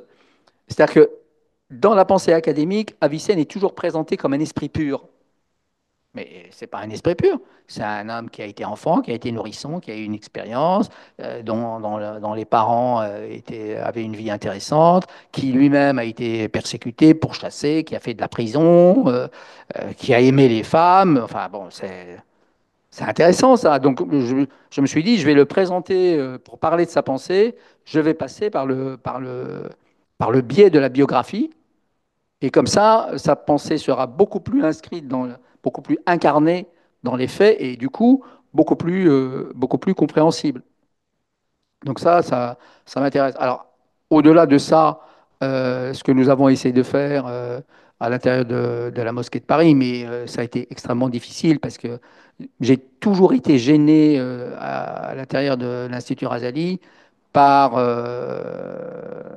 par les verrous que l'on posait à l'exercice de la pensée, quoi. C'est-à-dire que chaque fois qu'on essaye de faire réfléchir, il y a toujours ah oui, mais le calife al-Ma'moun, c'est quand même le persécuteur de Ibn Hanbal, et ça, c'est pas possible. Il y a les faits historiques, mais il y a les motivations. Il faut avoir une approche plus complexe des réalités. C'est pas aussi simple que ça. Et donc, on a toujours été. En fait, je me suis rendu compte que le musulman avait toujours peur d'utiliser la réflexion, quoi. Comme si, au bout d'un moment, il avait peur d'être impliqué dans un engrenage, de mettre le doigt dans un engrenage qui va forcément le conduire à prendre à l'égard de la foi des libertés qui seraient peu compatibles avec l'orthodoxie. Et en réalité, moi, ma réponse a toujours été, si vous avez une foi solide, vous n'avez rien à craindre de la réflexion. Si vous craignez la réflexion, c'est parce que votre foi n'est pas aussi solide que ça. D'accord? Et aussi, il faut sortir de ce cercle quand même délétère qui consiste à dire que tout le monde est contre nous. Voilà, c'est un peu une pensée paranoïaque. Non, le monde n'est pas contre nous. Il y a des gens qui ne nous aiment pas, c'est vrai, mais ils n'aiment pas non plus les Chinois. Enfin, ils n'aiment pas non plus les Noirs. Enfin, il y a des tas de gens qu'on n'aime pas, quoi. C'est tout. C'est comme ça. C'est la condition humaine. Elle est comme ça. Donc, alors évidemment, il y a de l'islamophobie, bien sûr, ça existe, c'est une réalité, mais c'est pas une raison pour ne pas exercer sa réflexion critique. Mais tout ça, ça implique de sortir du bouillon de culture traditionnel. Et en réalité, quand je dis traditionnel, je suis peut-être injuste avec la tradition, parce que si on regarde le 8e, 9e siècle de l'islam, les débats qui ont eu lieu, la liberté de ton qui existait, il suffit de regarder les livres qui ont été écrits, bah, les gens se réfutaient à coups d'arguments. Ils ne se réfutaient pas à coups de bâton ou à coups de revolver. Voilà. Donc il y avait d'un côté bah, l'orthodoxie pure et dure, il y avait de l'autre côté des penseurs qui estimaient qu'ils avaient que l'islam, c'était pas tout à fait ça, que c'était autre chose. Il y avait une liberté de ton, une liberté qui n'existe plus malheureusement dans le monde musulman actuel, où dès qu'on commence à remettre en question certains éléments de la tradition, on est tout de suite suspect de vouloir. Enfin, c'est un peu le crime de lèse-majesté. Et voilà, vous avez tout vous tombe dessus. Non, il faut rouvrir un espace de débat et que si on a raison, c'est à coup d'arguments et pas à coup de prescription et d'obligation. Dieu a dit ça, Dieu n'a pas dit ça. Mais même ça, la manière, par exemple, de lire le Coran, parce que ils disent oui, voilà, Dieu a dit ça. Oui, mais il y a une manière de lire le Coran, il y a peut-être une pluralité de manières de lire le Coran, et ça se voit, et c'est évident, parce que quand vous regardez les commentaires du Coran, vous avez des commentaires soufis, vous avez des commentaires rationalistes, vous avez des commentaires traditionnalistes. Par exemple, il y a une très grande différence si vous prenez le commentaire de Zamarshali avec le commentaire d'Al-Qurtubi. Donc, il y a différentes manières de lire le Coran et tout ça, c'est compatible avec la. Si je suis trop long, vous me le dites, hein, avec, avec la tradition. Tout ça, c'est compatible. La tradition classique de l'islam, elle est beaucoup plus libérale que cette tradition qu'on nous présente, que cette espèce de caricature de la tradition qui est aujourd'hui présentée. Et en réalité, l'orthodoxie, c'est pas du tout ça. L'orthodoxie, elle supporte une certaine liberté, puisque dans la pratique, euh, par exemple, je prends juste un exemple, quand Benazir Bhutto a été élu euh, Premier ministre au Pakistan. Ils sont tous musulmans là-bas. Hein. Aucun ouléma n'a jamais dit qu'une femme ne devait pas exercer les fonctions de Premier ministre. Si ça avait été le cas, il l'aurait dit. Donc vous voyez, la tradition, elle supporte ça. Donc une femme peut être très bien. Et d'ailleurs, dans l'histoire de l'islam, il y a une dizaine de femmes qui ont exercé directement le pouvoir. Al-Khayzoran, la mère de Harun al-Rashid, elle a exercé le pouvoir directement hein, avec son fils. Pendant 3 ans, c'est elle qui a dirigé l'Empire abbasside. Tout le monde le sait, ça. Et puis Shajarat ad-Durr et ainsi de suite. Donc voilà, donc c'est en fait le sens de tout mon travail, d'essayer en électron libre, de, sans avoir d'ambition. Parce que si on a des ambitions, on ne peut plus dire la vérité, malheureusement. Merci à vous. Merci infiniment. Merci infiniment pour cette riche intervention et ce témoignage aussi, mais je pense que je reviens à la même conclusion. La pensée rationnelle et rationaliste ne résiste pas devant l'orthodoxie dominante au sein des mosquées et ce discours est un peu exclu. Il n'arrive pas à trouver sa place. Donc là, il est connecté? Oui. Ah oui, il est là. Donc on va sortir un peu des mosquées vers d'autres horizons et on va sortir un peu de la pensée vers les acteurs religieux. Puisque notre collègue et ami Moussa Khadimullah va nous parler de Jamaat al-Tabligh et justement comment cette Jama'a a pu créer un espace alternatif et concurrent à la mosquée. Donc Moussa est sociologue des religions, chercheur, consultant et enseignant formateur. Diplômé en sciences sociales de l'école des hautes études en sciences sociales de Paris, il est expert reconnu dans l'étude du fait religieux musulman et ses dimensions sociales. Sa recherche doctorale particulièrement novatrice a porté sur le mouvement Tablir, qu'il analyse comme un mouvement minoritaire d'intensité religieuse. Cette expertise fait de lui l'un des spécialistes nationaux de ce courant. Ses travaux en collaboration avec Farhad Kavar, pourquoi j'ai du mal à prononcer On l'appelle qu'il m'ex- Kavar pour faire simple. On l'appelle Kavar pour faire simple. sur l'islam carcéral ont également marqué son parcours de chercheur engagé.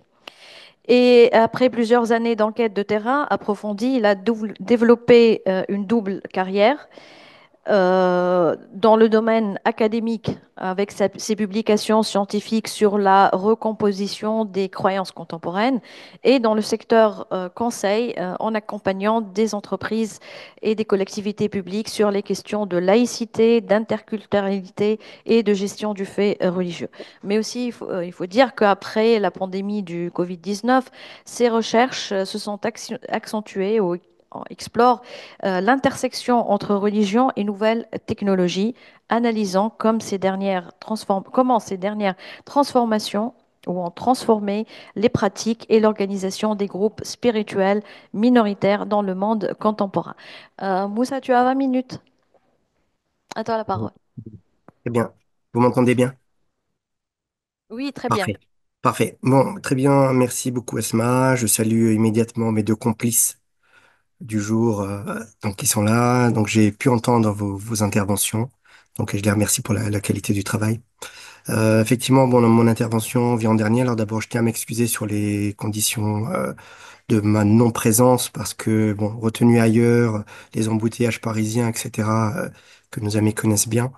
La solution optimale était un petit coworking. Donc, il y a eu une petite panne de Wi-Fi qui a été rétablie. C'est pour ça que je me connecte un petit peu sur le tard, mais j'ai quand même assisté à l'intervention de Steven et de Sierra Mal.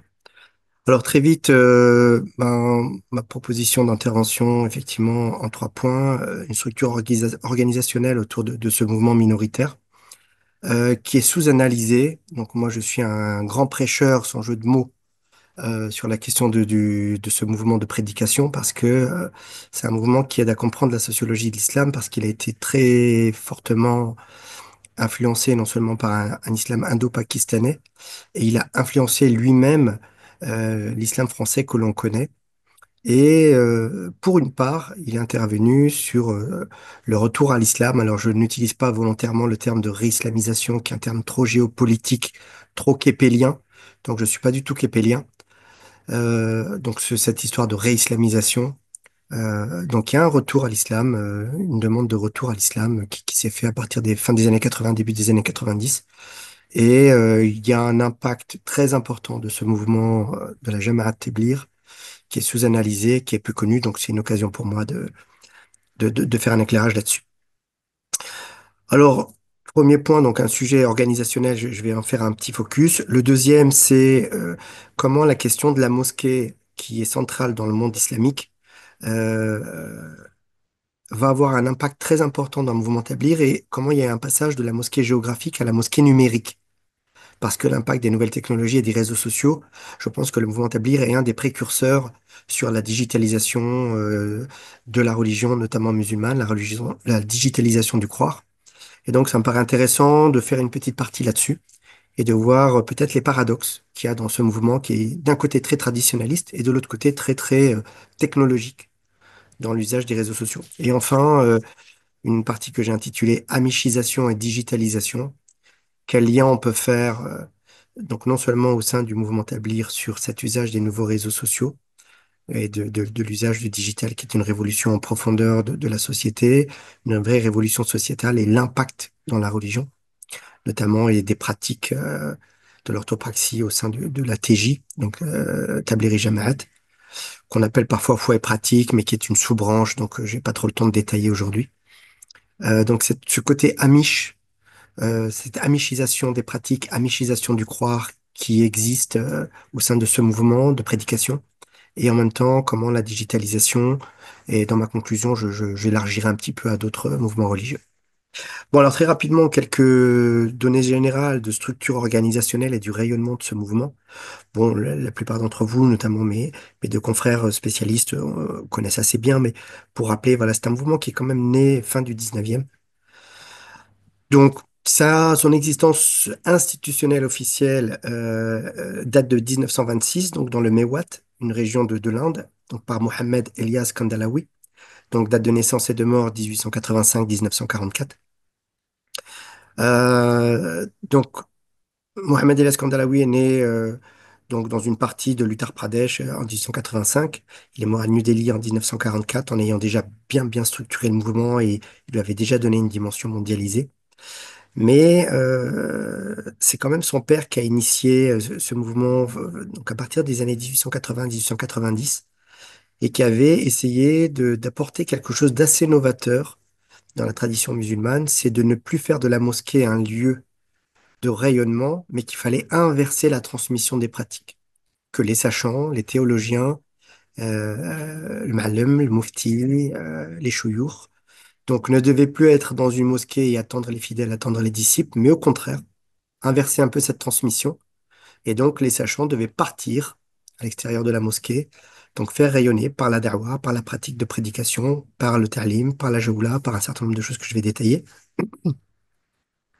Et donc, ce mouvement qui a été fondé par Mohamed Elias, il va très rapidement se diffuser tout d'abord dans l'Arabie, donc en Arabie Saoudite essentiellement, d'abord donc au moment de la partition avec l'Inde, Bangladesh, Pakistan, dans le sous-continent indien, dans la péninsule arabique, avant de toucher dans les années 1950-1960, on va voir arriver les premières jama'a, les premiers groupes de prédicateurs, d'abord à Londres, en Allemagne, puis en France.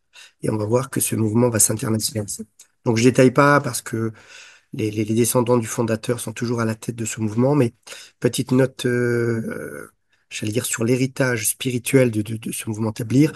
Ne pas négliger que le mouvement Tabligh a une très forte influence soufie. Il y a plusieurs obédiences, il y a plusieurs bay'as de Mohammed Elias Kandalawi, donc à des confréries soufis. Il était lui-même, il a fait bay'a à deux chouyours, Rachid Khan Kouhi et Ahmed Roupourdi, donc qui sont deux chouyours. Alors, les influences, il y en a au moins trois ou quatre. Donc là, je vous renvoie à ceux qui sont intéressés aux travaux de Gaborio. Marc Gaborio, qui s'est beaucoup intéressé à l'héritage spirituel de la Jamaat Tabligh. Donc, il y a des héritages clairement naqshbandi, hein. Euh, de Sohrawardi, de toutes les influences de la Qadiriya, de la Chishtiya. Et on sait que c'est un islam qui va très vite s'inscrire aussi dans une approche de l'école juridique donc Hanafi. Donc, toutes ces influences-là vont avoir un impact clairement sur les pratiques, notamment la pratique du rouge, du dhikr, de la méditation, de l'irtikaf, du jeûne régulier des lundis et des jeudis, des cercles d'apprentissage. Voilà, tout ça, ce sont des héritages qui vont très vite s'implanter. Alors, le mouvement va se diffuser, donc je vous le disais, à partir des années 50-60, s'européaniser et se mondialiser. Les deux épicentres les plus importants depuis les années 2000 actuellement, c'est le Japon, l'Amérique du Nord, l'Amérique du Sud. Donc, qui sont trois terres de da'wah très importantes depuis les années 2000 pour le mouvement, notamment beaucoup en Amérique du Sud. La structuration en France, comme pour le reste du monde, se divise donc sur une architecture concentrique, donc avec des cercles d'engagement en France. Donc il y a 5 zones de da'wah, 5 zones de structuration, 5 zones où il y a à chaque fois un épicentre appelé Merkez, une mosquée centrale. C'est pour ça que je vous dis que la dimension de la mosquée reste quand même fondamentale. Donc une mosquée centrale à partir de laquelle il y a des mosquées périphériques, mais il y a toujours des réunions régulières au sein des Merkez, donc au sein de ces 5 zones. Alors c'est assez intéressant de noter qu'il y a 5 zones de défense en France et qu'il y a 5 zones de da'wah pour la Jamaat Tabligh. Donc il n'y a pas de connexion directe entre eux, mais donc ça c'était important à préciser. La hiérarchie au sein de ce mouvement est basée sur l'ancienneté, tout d'abord, hein. Plus vous êtes un ancien au sein du mouvement et plus vous avez une légitimité. Donc, je renvoie aussi là aux travaux de l'autorité, notamment charismatique, qu'a développé Weber dans les mouvements religieux et dans les mouvements, dans les groupes sociaux. Donc, il y a beaucoup une hiérarchie basée sur la légitimité charismatique. Celui qui devient l'émir à plusieurs reprises, qui va, notamment dans des sorties missionnaires de 3 jours, de 10 jours, de 40 jours, les 4 mois étant nécessairement à New Delhi, là où se trouve le tombeau du fondateur, euh, donc là où se trouve le tombeau de Mohammed El Kandalawi. Donc cette dimension de légitimité par l'ancienneté. Donc l'expansion a été remarquable. Donc la mondialisation européenne, américaine, est également le cas en Asie, en Afrique. Donc l'importance des marqués comme point d'ancrage signalé. Donc cette dimension transnationale qui transcende les frontières est importante. Et au sein de cette communauté, notamment des militants réguliers, de ceux qui viennent ou de ceux qui y restent, il y a un très fort sentiment d'appartenance. Euh, donc cette dimension de la Oumma est très fortement vivifiée au sein des militants de la Tablighi Jamaat. Donc à partir des années 60, particulièrement en France, ceux qui ont été le plus touchés, c'était beaucoup des étudiants issus du monde arabo-musulman, donc ceux qui étaient notamment les plus lettrés, mais également des parents primo-migrants. On le sait, hein, dans les années 50-60, l'islam, ça a été d'abord un islam d'une diaspora non seulement nord-africaine, puis africaine, puis de différentes zones d'Europe. Et il y a des lieux de prédilection comme ça, notamment tous les foyers, jadis appelés foyers Sonacotra, ont été des hauts lieux de mission. Et très vite, à partir des années 80-90, tous les zonages urbains, donc de précarité, d'alarme sociale, ont été également des hauts lieux de prêche. Et on le note, à partir des années 90, il y a vraiment une sociologie relativement juvénile, alors que dans les années 50, 60, 70, c'était soit des étudiants assez lettrés, assez cultivés, qui maîtrisaient arabe et français, donc dans les années 60-70, qui étaient les cadres de ce mouvement. On voit qu'à partir début des années 80-90, le mouvement va vraiment se rajeunir très fortement. Et on voit de plus en plus des 15-25, 15-35 apparaître et s'investir très fortement dans les années 90. D'où ce mouvement de retour à l'islam avec une dimension que j'ai appelé alors d'évangélisation par le tabligh, donc des jeunes générations issues de cultures ou de parents musulmans. Donc, je vais pas trop détailler, peut-être rester juste pour conclure sur ce point, sur la présence en France. Voilà, les 5 marquaises sont tous en contact les uns les autres, ce qui fait aussi une force du mouvement. Moi, j'ai pu obtenir donc au Centre national de Saint-Denis, au Marquez, donc qui est dans le parc de la Région d'Honneur, non loin du Stade de France, hein, ceux qui le connaissent peut-être. Donc avec le fameux Cheikh Younes, qui a été très très longtemps un des émirs nationaux. Voilà, il a fallu montrer patte blanche, mais bon, j'ai pu obtenir la confiance des cadres du mouvement. Bon, ils m'ont sorti un annuaire où il y avait les numéros de téléphone et les emails l'ensemble des marqués mondiaux. Donc, la connexion entre les centres, les épicentres des mosquées du mouvement tabligh, que ce soit en France ou à travers le monde, existe de façon très importante. Je finis par la dimension un peu apolitique de ce mouvement parce que, il a été sollicité par les premières préfigurations pour le fameux Conseil français du culte musulman. Donc, vous vous en souvenez, qui est devenu aujourd'hui une instance appelée FORIF, hein, qui l'a remplacé. Mais Jamaat Tabligh, l'ensemble des représentants, les deux branches, donc Jamaat Tabligh qui restait donc la branche institutionnelle officielle et la branche foi et pratique, donc basée donc à Belleville, Courcouronnes. Donc les deux branches étaient présentes lors de le rassemblement du leadership islamique. Mais bon, très vite, ils ont refusé de poursuivre la représentation, de participer à la représentation du CFCM et du FORIF, parce que dès la création de ce mouvement dans les années 20, il y a eu le refus, la mise en évidence, la mise en légitimité d'un refus de toute connivence politique du mouvement Tablir, ce qui a, depuis les années 20, garanti aussi sa durée de vie jusqu'à aujourd'hui, parce qu'on va fêter les 100 ans de la naissance du Tablir, donc en 1925, donc en 2025, pardon, puisque ça fera 100 ans que le mouvement a été créé. Donc les 5 zones continentales, 5 zones en France, 5 zones continentales avec à chaque fois des merkez.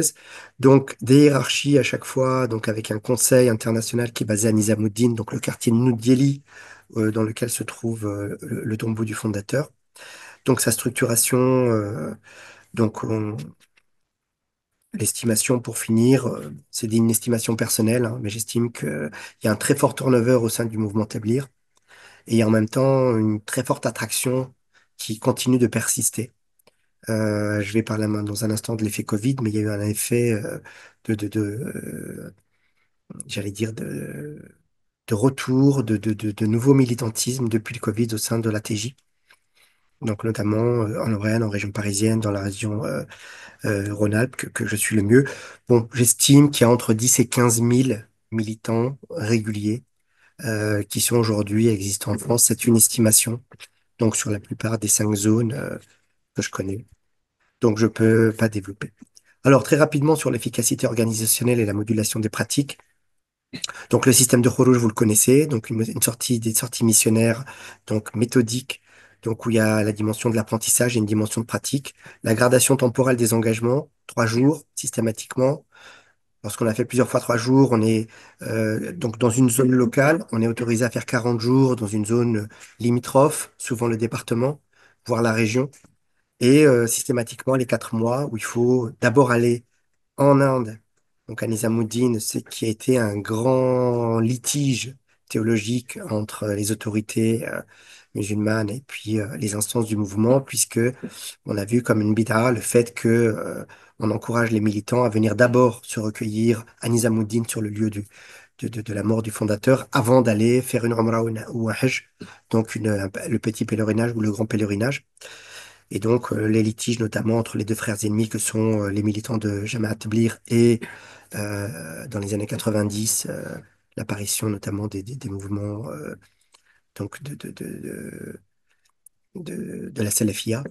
Donc, beaucoup de salafis sont des anciens Tabligh et les polémiques théologiques ou autres, que ce soit à un niveau international ou à un niveau local, ont toujours existé. Donc, il y a eu de nombreuses fatwas, donc fatawat de la part des instances d'Arabie Saoudite, du Caire, etc., sur le mouvement Tabligh.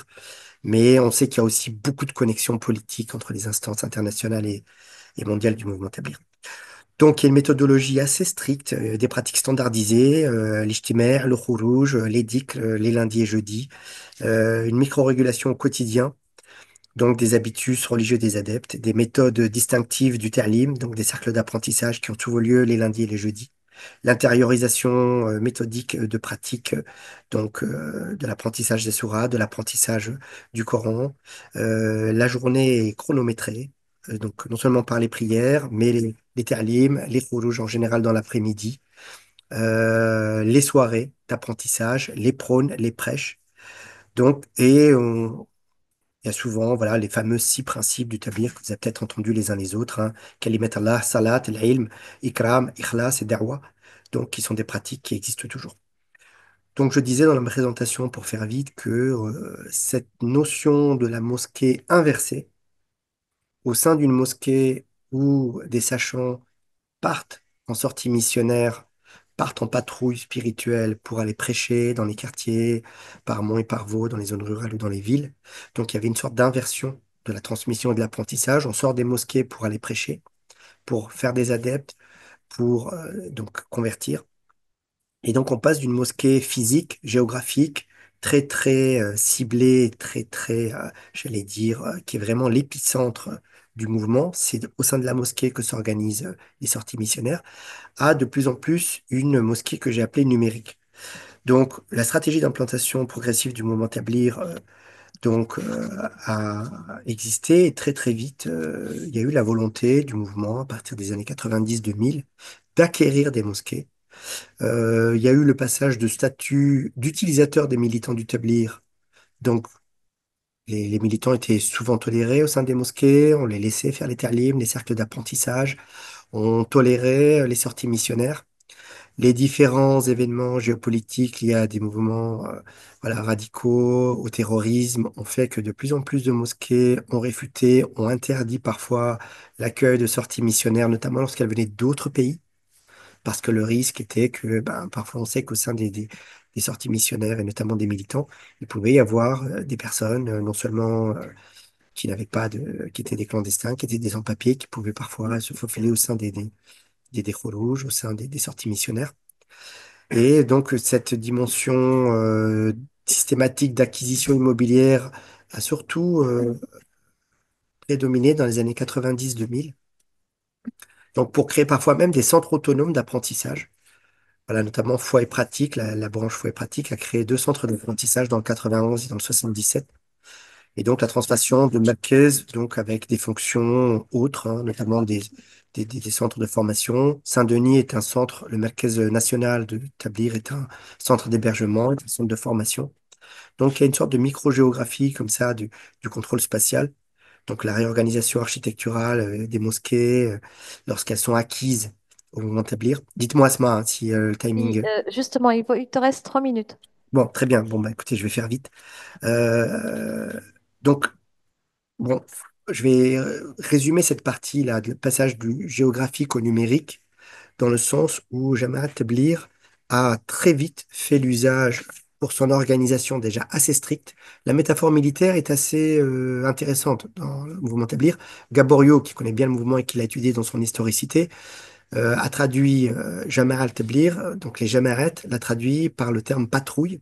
La métaphore militaire, il l'a gardée parce qu'il y a vraiment une volonté d'ordonnancement, non seulement de la foi, de la pratique, mais aussi de, de, de, de l'organisation de la prédication. Et cet ordonnancement, très vite, le mouvement Tablir dans les années 2000, 2010, la décennie 2010, fait l'usage, par exemple, très vite de Facebook pour améliorer son organisation. Donc, pour gérer en temps réel des patrouilles, plusieurs jamarettes qui seraient dans la région. Et donc, sa stratégie du développement dans les années 80-90, on sait qu'il y avait la constitution d'archives numériques des Beyens, par exemple, des grands prédicateurs. Hein, ça a été des CD, des cassettes, mais très vite, donc des supports numérisables.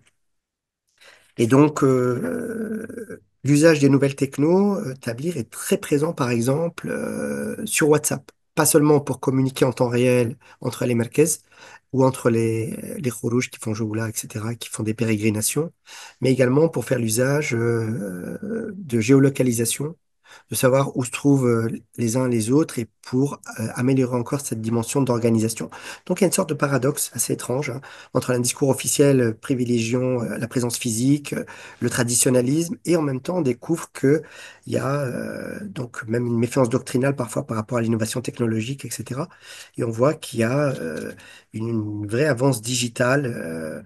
Donc, d'établir qui a très très vite non seulement fait l'usage de Facebook, mais aujourd'hui, il est très présent sur TikTok. Je vous renvoie, hein, tapez jamais à établir sur TikTok. Vous allez tomber sur des très vieux baïennes qui ont été. Donc, soit c'est des audios, soit c'est donc c'est des supports qui ont été mis au goût, notamment de TikTok, où on sait que et TikTok et Snap sont deux supports des 15-25, puisque le mouvement est toujours très très friand de toucher les plus jeunes.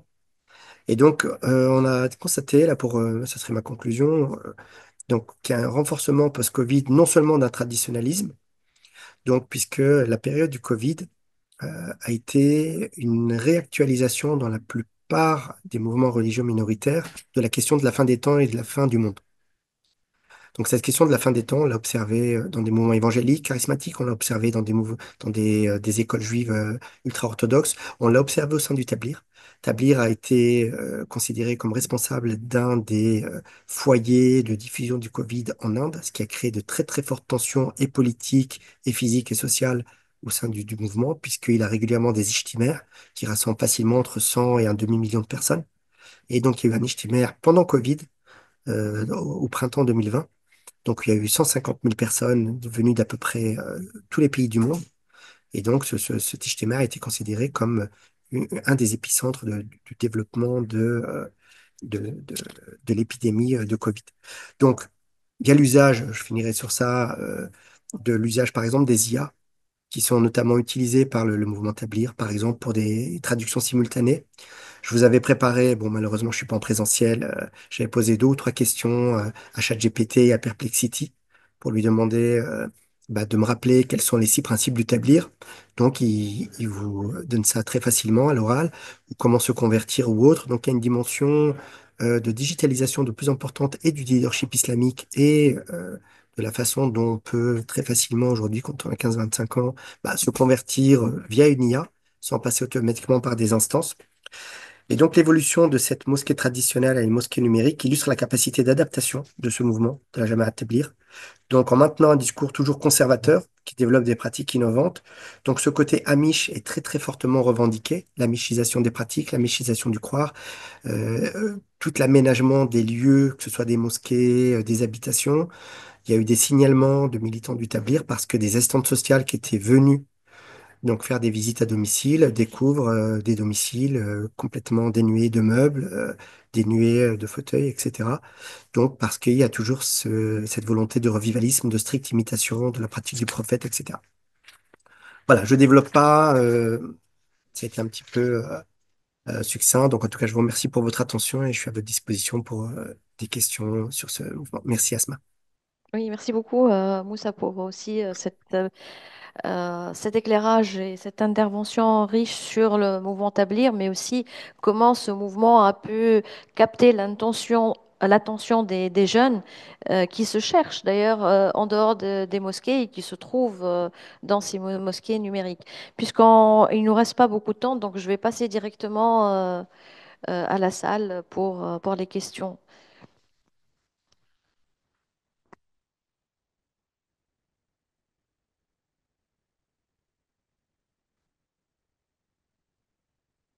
Merci à vous trois, Omar, Steven et Moussa. Alors, une première question pour Moussa. Par rapport au mouvement Tablir, on observe qu'à la fin des années 90, début des années 2000, il y a un passage du mouvement Tablir vers le mouvement salafiste. Et d'ailleurs, aussi surprenant que ça puisse l'être, pour des raisons intellectuelles. C'est-à-dire qu'à un moment donné, dans le mouvement Tablir, la lecture de Riyad Salihin, et des dernières pages sur les délices du paradis, à un moment donné, à ses limites.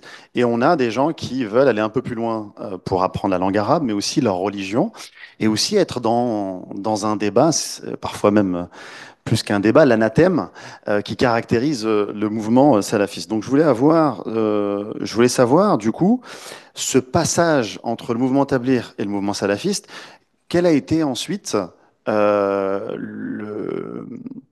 le positionnement du mouvement Tablir par rapport à cette fuite en avant? Est-ce qu'il a acté le fait qu'à un moment donné, c'est une étape dans la vie d'un croyant de passer, de rencontrer le mouvement Tablir et qu'à un moment donné, on n'y reviendra plus parce que l'individu, le croyant, a besoin d'être nourri sous différents aspects et davantage en profondeur?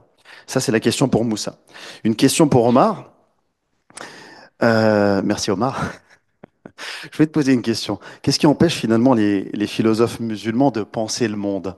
On a le sentiment, et en t'écoutant encore davantage, qu'il y aura un espèce de chemin de croix, c'est-à-dire pour le philosophe musulman, d'essayer d'avoir une légitimité au sein de l'islam, de débattre et d'essayer de convaincre, de sortir de cet état de minorité en espérant, en essayant d'être dans un espèce de fantasme, de peut-être un jour représenter cette majorité. Qu'est-ce qui empêche finalement à l'ère des crises écologiques, de l'éducation, de l'économie, du consumérisme, de l'IA, de tout simplement penser le monde? Et enfin, pour Steven, euh, dans ton propos, Steven, en arrière-plan, il y avait vraiment l'idée de tradition, modernité. Ce que j'ai entendu de ton propos, c'est que voilà, d'un côté, l'emprisonnement par la norme, la liberté de l'autre côté, la collectivité d'un côté, l'individualité de l'autre, séparation, mélange, sciences islamiques, sciences humaines, complexé d'un côté, décomplexé de l'autre, un corps des femmes caché, un corps des femmes libérées, une stagnation d'un côté et un mouvement de l'autre. Et pourquoi je reprends ces mots-là? Parce que si d'un côté, effectivement, il y a une hégémonie sur le plan communautaire de cette école de la tradition, ou de ces écoles de la tradition, euh, tu ne parles pas de l'hégémonie sur le plan de la société. Et je trouve que c'est quand même important de rappeler que les débats qu'il y a lieu à l'intérieur des communautés musulmanes en France, euh, se font, s'exercent dans une société française. Et ce que je veux dire, c'est que ce qui pourrait paraître hégémonique à l'intérieur des communautés musulmanes ne l'est plus forcément dans la société française à laquelle on appartient. Et si l'emprisonnement par la norme, la collectivité, la séparation peuvent être hégémoniques à l'intérieur d'une mosquée, la liberté, l'individualité, le mélange, le rapport aux sciences humaines, pour le coup, en tout cas pour les tenants de ces mosquées qui existent depuis 7 à 8 ans, les valeurs que ces mosquées portent sont majoritaires, sont hégémoniques au sein de la société. Donc ça, je voulais avoir ton avis là-dessus. Euh, un deuxième point, on est en 2017, hein, je crois, pour les projets de mosquées. Est-ce que tu fais un lien aussi avec le mouvement mondial de MeToo? Est-ce que tu fais un lien avec l'affaire aussi de Tariq Ramadan à cette même période? Est-ce que tu fais un lien également entre ces femmes rabbins et ces femmes prêtres? C'est un espèce de féminisme également à l'intérieur des traditions religieuses. Est-ce que tu fais un lien aussi avec les études universitaires? Parce que les personnes que tu as citées, c'est notre génération.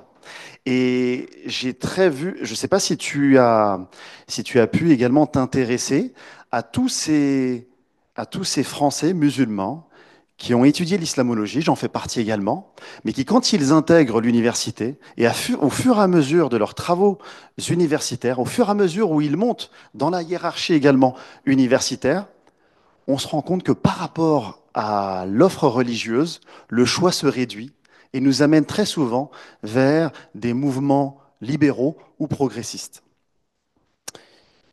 Et voilà pour mes questions. Bon, honneur à mes collègues, hein, puisque j'ai parlé en dernier. Est-ce qu'il y a des questions sur Zoom? On prend d'abord les questions sur Zoom, puis je vous donne oui. Oui, il y a plusieurs questions sur Zoom. Je rappelle aux personnes que on prend les questions écrites dans le Q&R. Merci. Oui, d'abord une petite remarque, mais je pense que c'était pas vraiment une question. On la dira à la fin si jamais on a le temps. Une question pour Monsieur Merzouk. Vous parlez du hannibalisme comme responsable du rejet de la modernité, alors que lorsqu'elle est enclenchée en Occident, c'est l'Empire ottoman d'obédience hanafite, soufie, qui régnait dans le monde musulman et qui a retardé l'accès à l'imprimante notamment. Qu'est-ce que vous en pensez enfin, c'est une question que pose cette personne. Et ensuite, une question de Jeanne. À vous, Monsieur Steven Duhart. Bonsoir. Je regrette que la présentation que vous avez faite donne une opposition simpliste, c'est ce que dit la personne, entre deux types de mosquées, les réformistes et et les mainstream, qui sont présentés comme intolérantes et misogynes en filigrane du discours. Il y a pourtant un panel de mosquées très diverses et un réformisme même au sein de l'islam orthodoxe, notamment sur les questions liées à la femme. Est-ce que vous pouvez réagir sur cette question? Voilà, et après, j'en avais une personnelle, mais je vous la pose. Vous parliez de modernisme au 8e et 9e siècle, et est-ce que les tentatives, ce qu'on peut espérer des tentatives comme ce qui s'est passé pendant la Narda arabe, pendant cette période de lumière, parce que vous avez parlé que la période de Renaissance en Europe occidentale n'a pas eu un réformisme, enfin une modernisation similaire dans l'islam, est-ce qu'on peut l'espérer? Et en fait, quand on dit qu'il n'y a pas eu cet effort, comme vous l'avez dit aussi pour les réformes, enfin d'efforts sur, quand on voit aussi que certains réformistes aujourd'hui, par exemple en Égypte, sont bannis, etc. Lorsqu'ils essaient par l'Azhar, ils sont interdits. Donc, ma question, c'est pourquoi, à votre avis, est-ce que c'est simplement politique et comment l'expliquez-vous? Même si la question est un peu large. Merci. J'ai envie de juste d'ajouter une petite question à Steven par rapport à justement. Oui, moi je te donnerai 4 minutes au lieu de 3.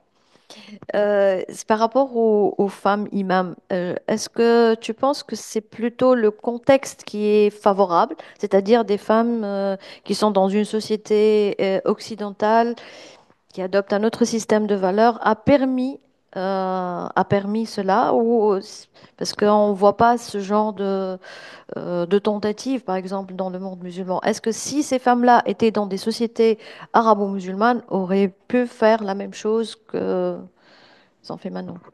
Je donne la parole en premier, tu as 4 minutes. C'est une gageure, hein. Je pensais avoir fini de travailler, mais non, en fait, par contre, il faut pas effectivement se gêner même des critiques, hein. Toute parole publique implique des félicitations, mais implique aussi des critiques. Il faut se prêter au jeu, c'est normal. Je commencerai du coup par la plus simple, celle d'Asma. En fait, oui, oui, je pense vraiment effectivement à cela. Ces femmes imams ont pu émerger. Bon, j'ai pas cité parce que j'avais pas une heure, mais Amina Wadoud a été la grande, comment dire, précurseur qui avait lancé donc sa mosquée inclusive en 2004, si je dis pas de bêtises. Et donc, ça s'est passé aux États-Unis. Là, on parle de femmes, donc là à l'échelle française. J'ai pas parlé des européennes, mais il y en a quand même pas mal. Clairement, dans le monde musulman, majoritairement, c'est très compliqué pour des raisons physiques, de mise à mort, de danger, de marginalisation grave, symbolique ou physique. Voilà. Donc oui, je pense clairement. Bon, voilà. Je pense que c'était la question la plus simple. Ensuite, pour la, voilà, je continuerai sur la question comment dire, en visio, une critique un peu forte de ce que je disais. Bon, je suis un peu désolé parce que vous savez, on n'a que 20 minutes. Je suis obligé enfin, d'abréger, de résumer.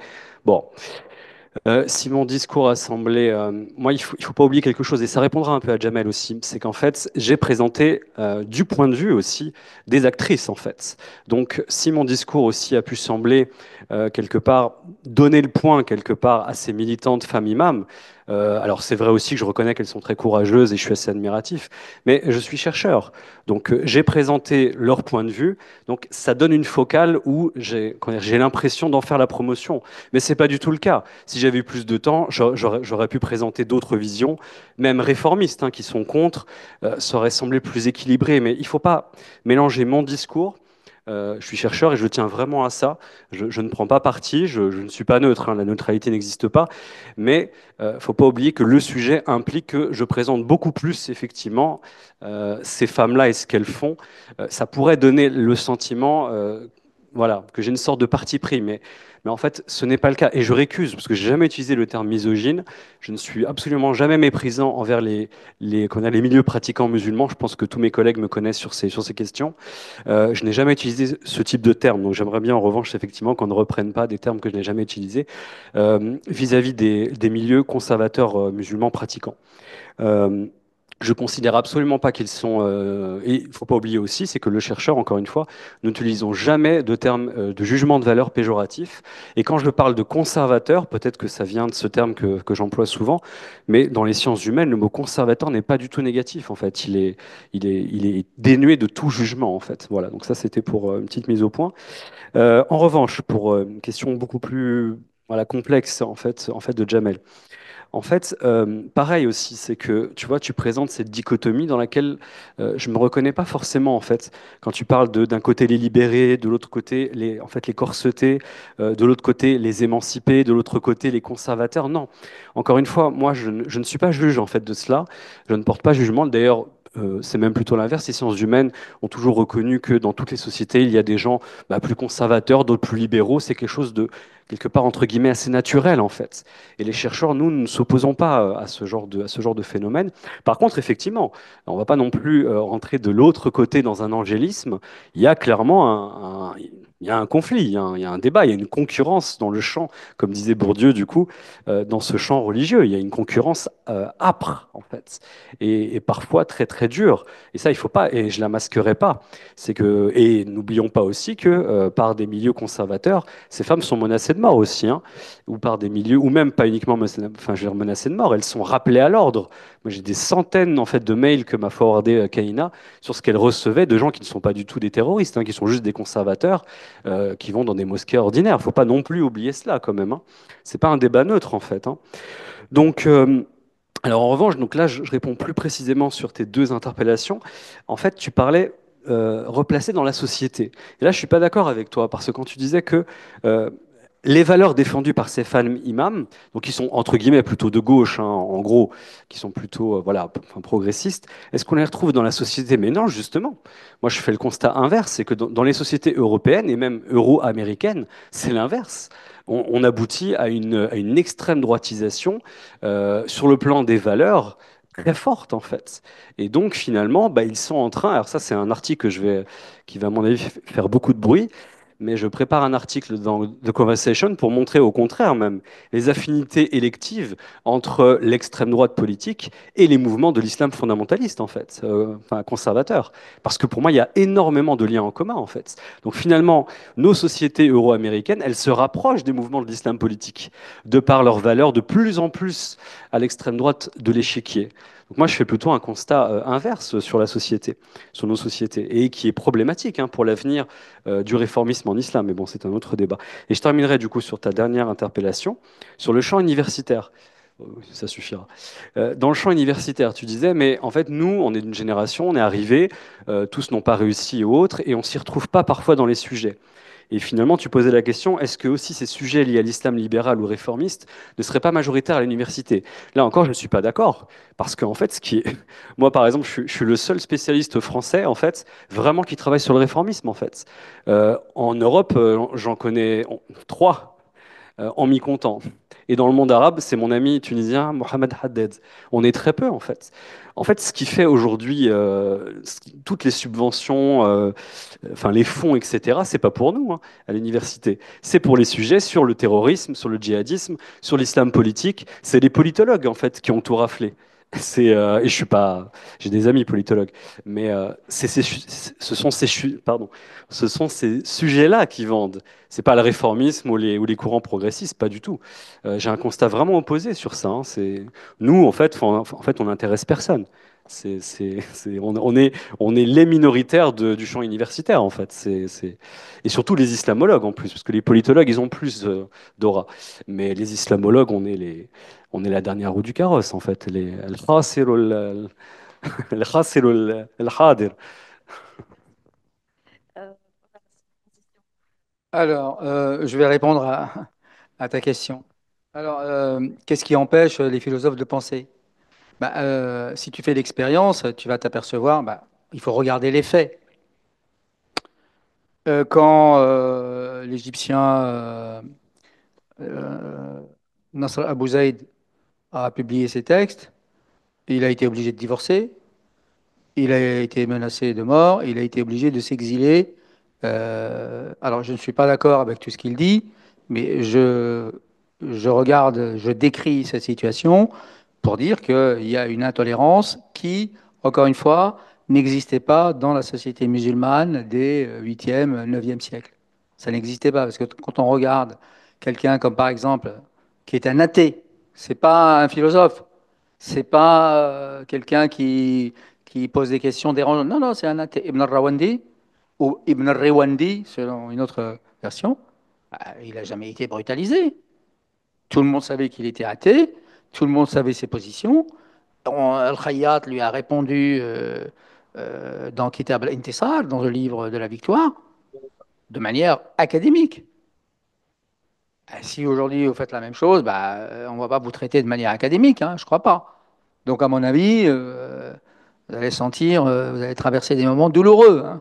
Donc, euh, euh, tous ceux qui, de toute façon, dès le début, le philosophe est un homme dérangeant. Mais en Grèce déjà, euh, Socrate a été condamné à mort. C'est un bon début. Hein. Aristote a été obligé de s'exiler parce qu'il avait sur le dos une fatwa. On va appeler ça, c'est un anachronisme.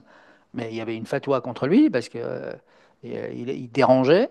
Et puis d'autres ont été toujours inquiétés. L'Europe, qui aujourd'hui est si fière de ses libertés, bah, elle n'a pas cessé de persécuter les philosophes. Rousseau a été décrété d'arrestation par le Parlement. Vanini a eu la langue arrachée à Toulouse, carrément. Hein. Donc, c'est pas, je ne suis pas en train d'opposer deux mondes, je suis en train simplement de dire que, effectivement, quand vous commencez à réfléchir de manière libre et à remettre en question des évidences et des choses qui ne paraissent pas rigoureusement droites et logiques, vous avez toujours des gens qui vont s'opposer à vous et quand ils sont au pouvoir et quand ils ont une influence, ben là, vous risquez de passer des moments très, très difficiles. Donc, ce que je veux dire par là, c'est que le monde musulman, d'une certaine façon, a été meilleur que la Grèce. Il y a eu moins de personnes. Il y en a eu. Hein. Ibn Rushd a été quand même exilé et les poètes ont demandé sa mort. Hein. Vous savez, les poètes mercenaires, là, hein, et toujours pour gagner de l'argent, ils ont quand même demandé sa mort, alors que c'est un. Alors lui, il est à l'intérieur de la tradition. C'est un faqih malikite. Mais malgré ça, il a été traîné dans la boue, voilà, et puis d'autres. Razali lui-même, on a brûlé ses livres. L'Ihya a été brûlé en Andalousie. Ben, L'Ihya, c'est pas la logique d'Aristote, hein. Oui, il a été brûlé parce que il y avait des choses qui ne plaisaient pas en Andalousie. Donc il y a toujours comme ça des accès de fièvre et effectivement, euh, c'est toujours très, très dérangeant. Alors, ces accès de fièvre viennent toujours de la corporation des fuqaha et surtout des muhaddithun. Ça vient de là, en fait. La résistance à l'exercice de la pensée libre, et quand je c'est pas la libre pensée, hein, c'est la pensée libre, c'est pas la même chose. À l'exercice d'une pensée autonome vient toujours de ce côté-là, toujours. Et pour répondre à la personne qui a posé la question sur l'imprimerie, etc. En réalité, le mal est beaucoup plus profond. C'est ça, je sais que c'est une caricature hein, dans le monde arabe d'attribuer à la Turquie et à l'Empire ottoman le recul du monde musulman. En réalité, c'est faux. Ah, quand on se demande pourquoi est-ce qu'on en est arrivé là, il faut poser les questions, les vraies questions. Je veux dire, que dirait-on, par exemple, d'un malade qui refuse de se considérer comme malade et qui refuserait donc de voir le médecin? Il guérirait jamais. Voilà, nous sommes dans cette situation-là. C'est-à-dire qu'on est en crise, il y a une crise de la pensée musulmane, et on continue à dire, nous finissons, on est dans la niama. Tout le monde mange à sa faim, voilà, il y a le ramadan, il y a une vie familiale, on est très... Non, non, Non, il y a quand même des problèmes et il faut regarder les problèmes. Si on ne traite pas les problèmes, on ne sortira pas de la crise. Voilà, c'est tout ce que le philosophe a à dire. Le philosophe n'a pas à dire aux gens, faut pas croire ou faut pas ne pas croire. Non, c'est pas. Il a dit, il faut bien poser les problèmes, les traiter de manière rigoureuse, et surtout, il faut instaurer un climat de dialogue. La réfutation doit se faire de manière argumentée. Elle ne va pas se faire en mobilisant, en instituant l'inquisition, qu'elle vienne de tous les côtés. C'est-à-dire qu'en réalité, il faut tolérer tout le monde. Regarde, par exemple, si vous regardez Ibn Taymiyyah, alors, les Qadarites, c'est des kuffars. Les Mu'tazila, c'est des kuffars. Les Chiites, c'est des kuffars. Non, mais tout le monde, seul lui, il est tout seul Hmm. avec son groupe là, lui, c'est l'islam. Hein. Tout le monde, c'est des koufars. Non, mais on ne peut pas fonctionner comme ça, c'est pas possible. Et il y avait une troisième question, rappelez-moi la question. Ah oui, alors,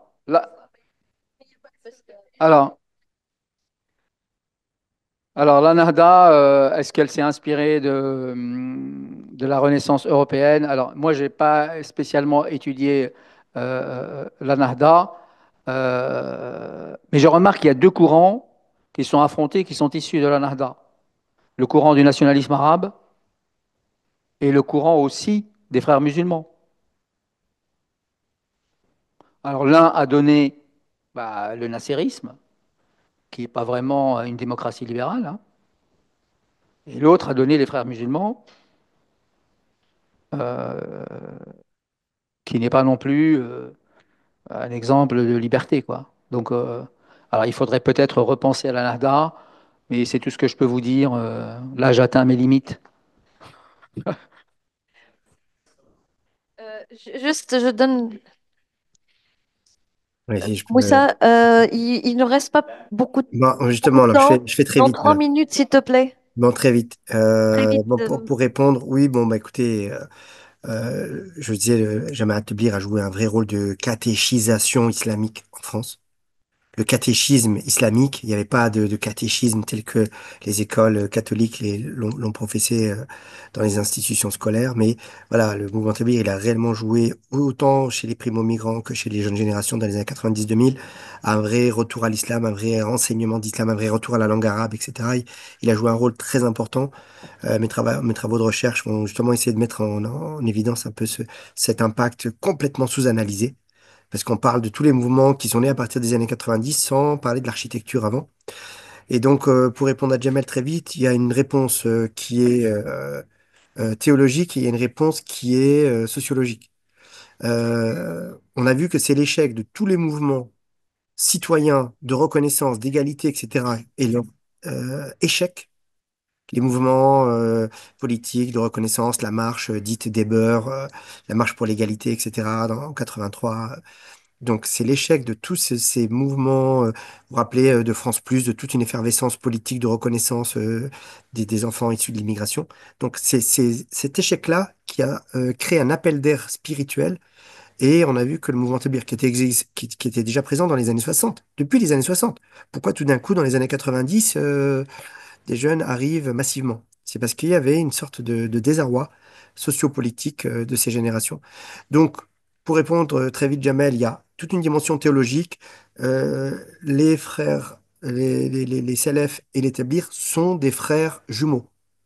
Ils partagent beaucoup de choses sur la Hakada, sur vraiment la vision du retour aux pieux ancêtres. La Salafia, quand vous interrogez un Tablir ou un Salaf, ils disent exactement la même chose. Ils se ressemblent physiquement, le camis ou l'accoutrement de la salafia. Voilà. Mais effectivement, il y a eu tout de suite des échauffourées sur des sujets de bid'a et des sujets de shirk, tout simplement parce que les pratiques soufis ne sont pas reconnues par la salafia. Donc, il y a un littéralisme qui ne reconnaît que le Coran, que la Sunna, les deux sources de la religion et non pas les écoles juridiques, que ce soit la Hanafiya, les Madahib, etc., ou le maturidisme qui est... voilà. Et il y a une dimension de souplesse au sein du mouvement tabligh qui n'existe pas chez les frères de la Salafiyya. Donc cette souplesse a fait que, avant qu'il y ait tous les problèmes politiques liés à cet islam djihadiste, salafiste djihadiste, donc les différents mouvements, AIS, GIA, puis ensuite Daesh, après ces mouvements, il y a eu un retour, justement, on a souvent vu comme un parcours naturel. On devient un peu musulman, on rentre dans une progressivité religieuse, on devient tablir, on fait quelques rouges et puis on devient salaf. Et après on devient rien ou autre chose, ou on reste dans le salafisme. Et donc, ça, c'est une vision assez caricaturale. Donc, il y a beaucoup de choses qu'ils partagent entre eux, mais effectivement, le refus de cette notion de bid'a, parce que partir, faire 4 mois en Inde et au Pakistan, les pratiques soufis, du dhikr, la méditation en commun, tout cet héritage soufi est vu comme un héritage hérétique. Et donc, il y a effectivement une koufarisation de la part des mouvements salafs auprès des Montabir, exactement ce que vient de dire Sir Omar. Donc, on est en train de faire ce qu'on a perpétué de façon séculaire entre des mouvements théologiquement séparés. Mais la sociologie montre qu'il y a des choses beaucoup plus compliquées que ça. Parce que, je vous dis, après les vagues d'attentats, il y a eu un retour à des militants du Tablir parce que l'apolitisme du Tablir, la dimension soufie, la dimension souple, reconnaissant que ben, ce qui est le plus important, c'est la pratique, c'est pas automatiquement les madahib, c'est pas automatiquement l'islam lettré, basé sur le Coran et la Sunna qui est très important, mais c'est la diffusion de la foi. Et donc, effectivement, il reste des mouvements ennemis, mais j'ai l'impression que cette polémique semble derrière nous, même s'il y a eu des fatawats donc de la part d'Ibn Baz, Merci beaucoup, etc. Moussa. On a épuisé le temps, malheureusement, Bon, parce très qu'on a bien. dépassé Bon, de j'espère cinq avoir minutes. répondu en tout cas. Voilà, Désolée, j'étais un peu frustrante. je comprends, c'est pas grave. Mais je vous Voilà, bon, remercie j'ai dit encore une l'essentiel, fois. hein. J'ai dit l'essentiel, mais ce sont des Oui, frères ennemis. Et je pense que ce débat, Salaf Tablir, est derrière nous. Parce que cet islam rigorisme djihadiste, etc., donc notamment post-Daesh, fait qu'aujourd'hui, on voit le mouvement Tablir a survécu 100 ans, hein. Il en a vécu beaucoup. Et c'est pas la polémique, c'est la Tabligh qui va le faire mourir, je pense. Et cette dimension apolitique et soufie continue de faire sa force. Merci beaucoup. De toute façon, peut-être on aura d'autres occasions pour revenir sur le Avec sujet. plaisir. Je vous remercie encore une fois d'avoir accepté notre invitation et d'animer cette table ronde. Je remercie le public ici présent, le public sur le Zoom, et je passe la parole à ma collègue Racha pour annoncer les prochains événements. Oui, simplement pour vous dire, vous donner rendez-vous. Alors, le prochain événement, c'est le 15 avril, de mardi prochain. Donc, c'est l'art de la guerre chez les Mamelouks, stratégie tactique. Donc, avec Mehdi Beria et modéré par Hassan Bouali. Et sinon, nous aurons le 29 avril prochain une journée d'études entière consacrée à la série Après Assad. Je vous invite à voir le programme. Merci beaucoup et bonne soirée à tous. Merci à vous.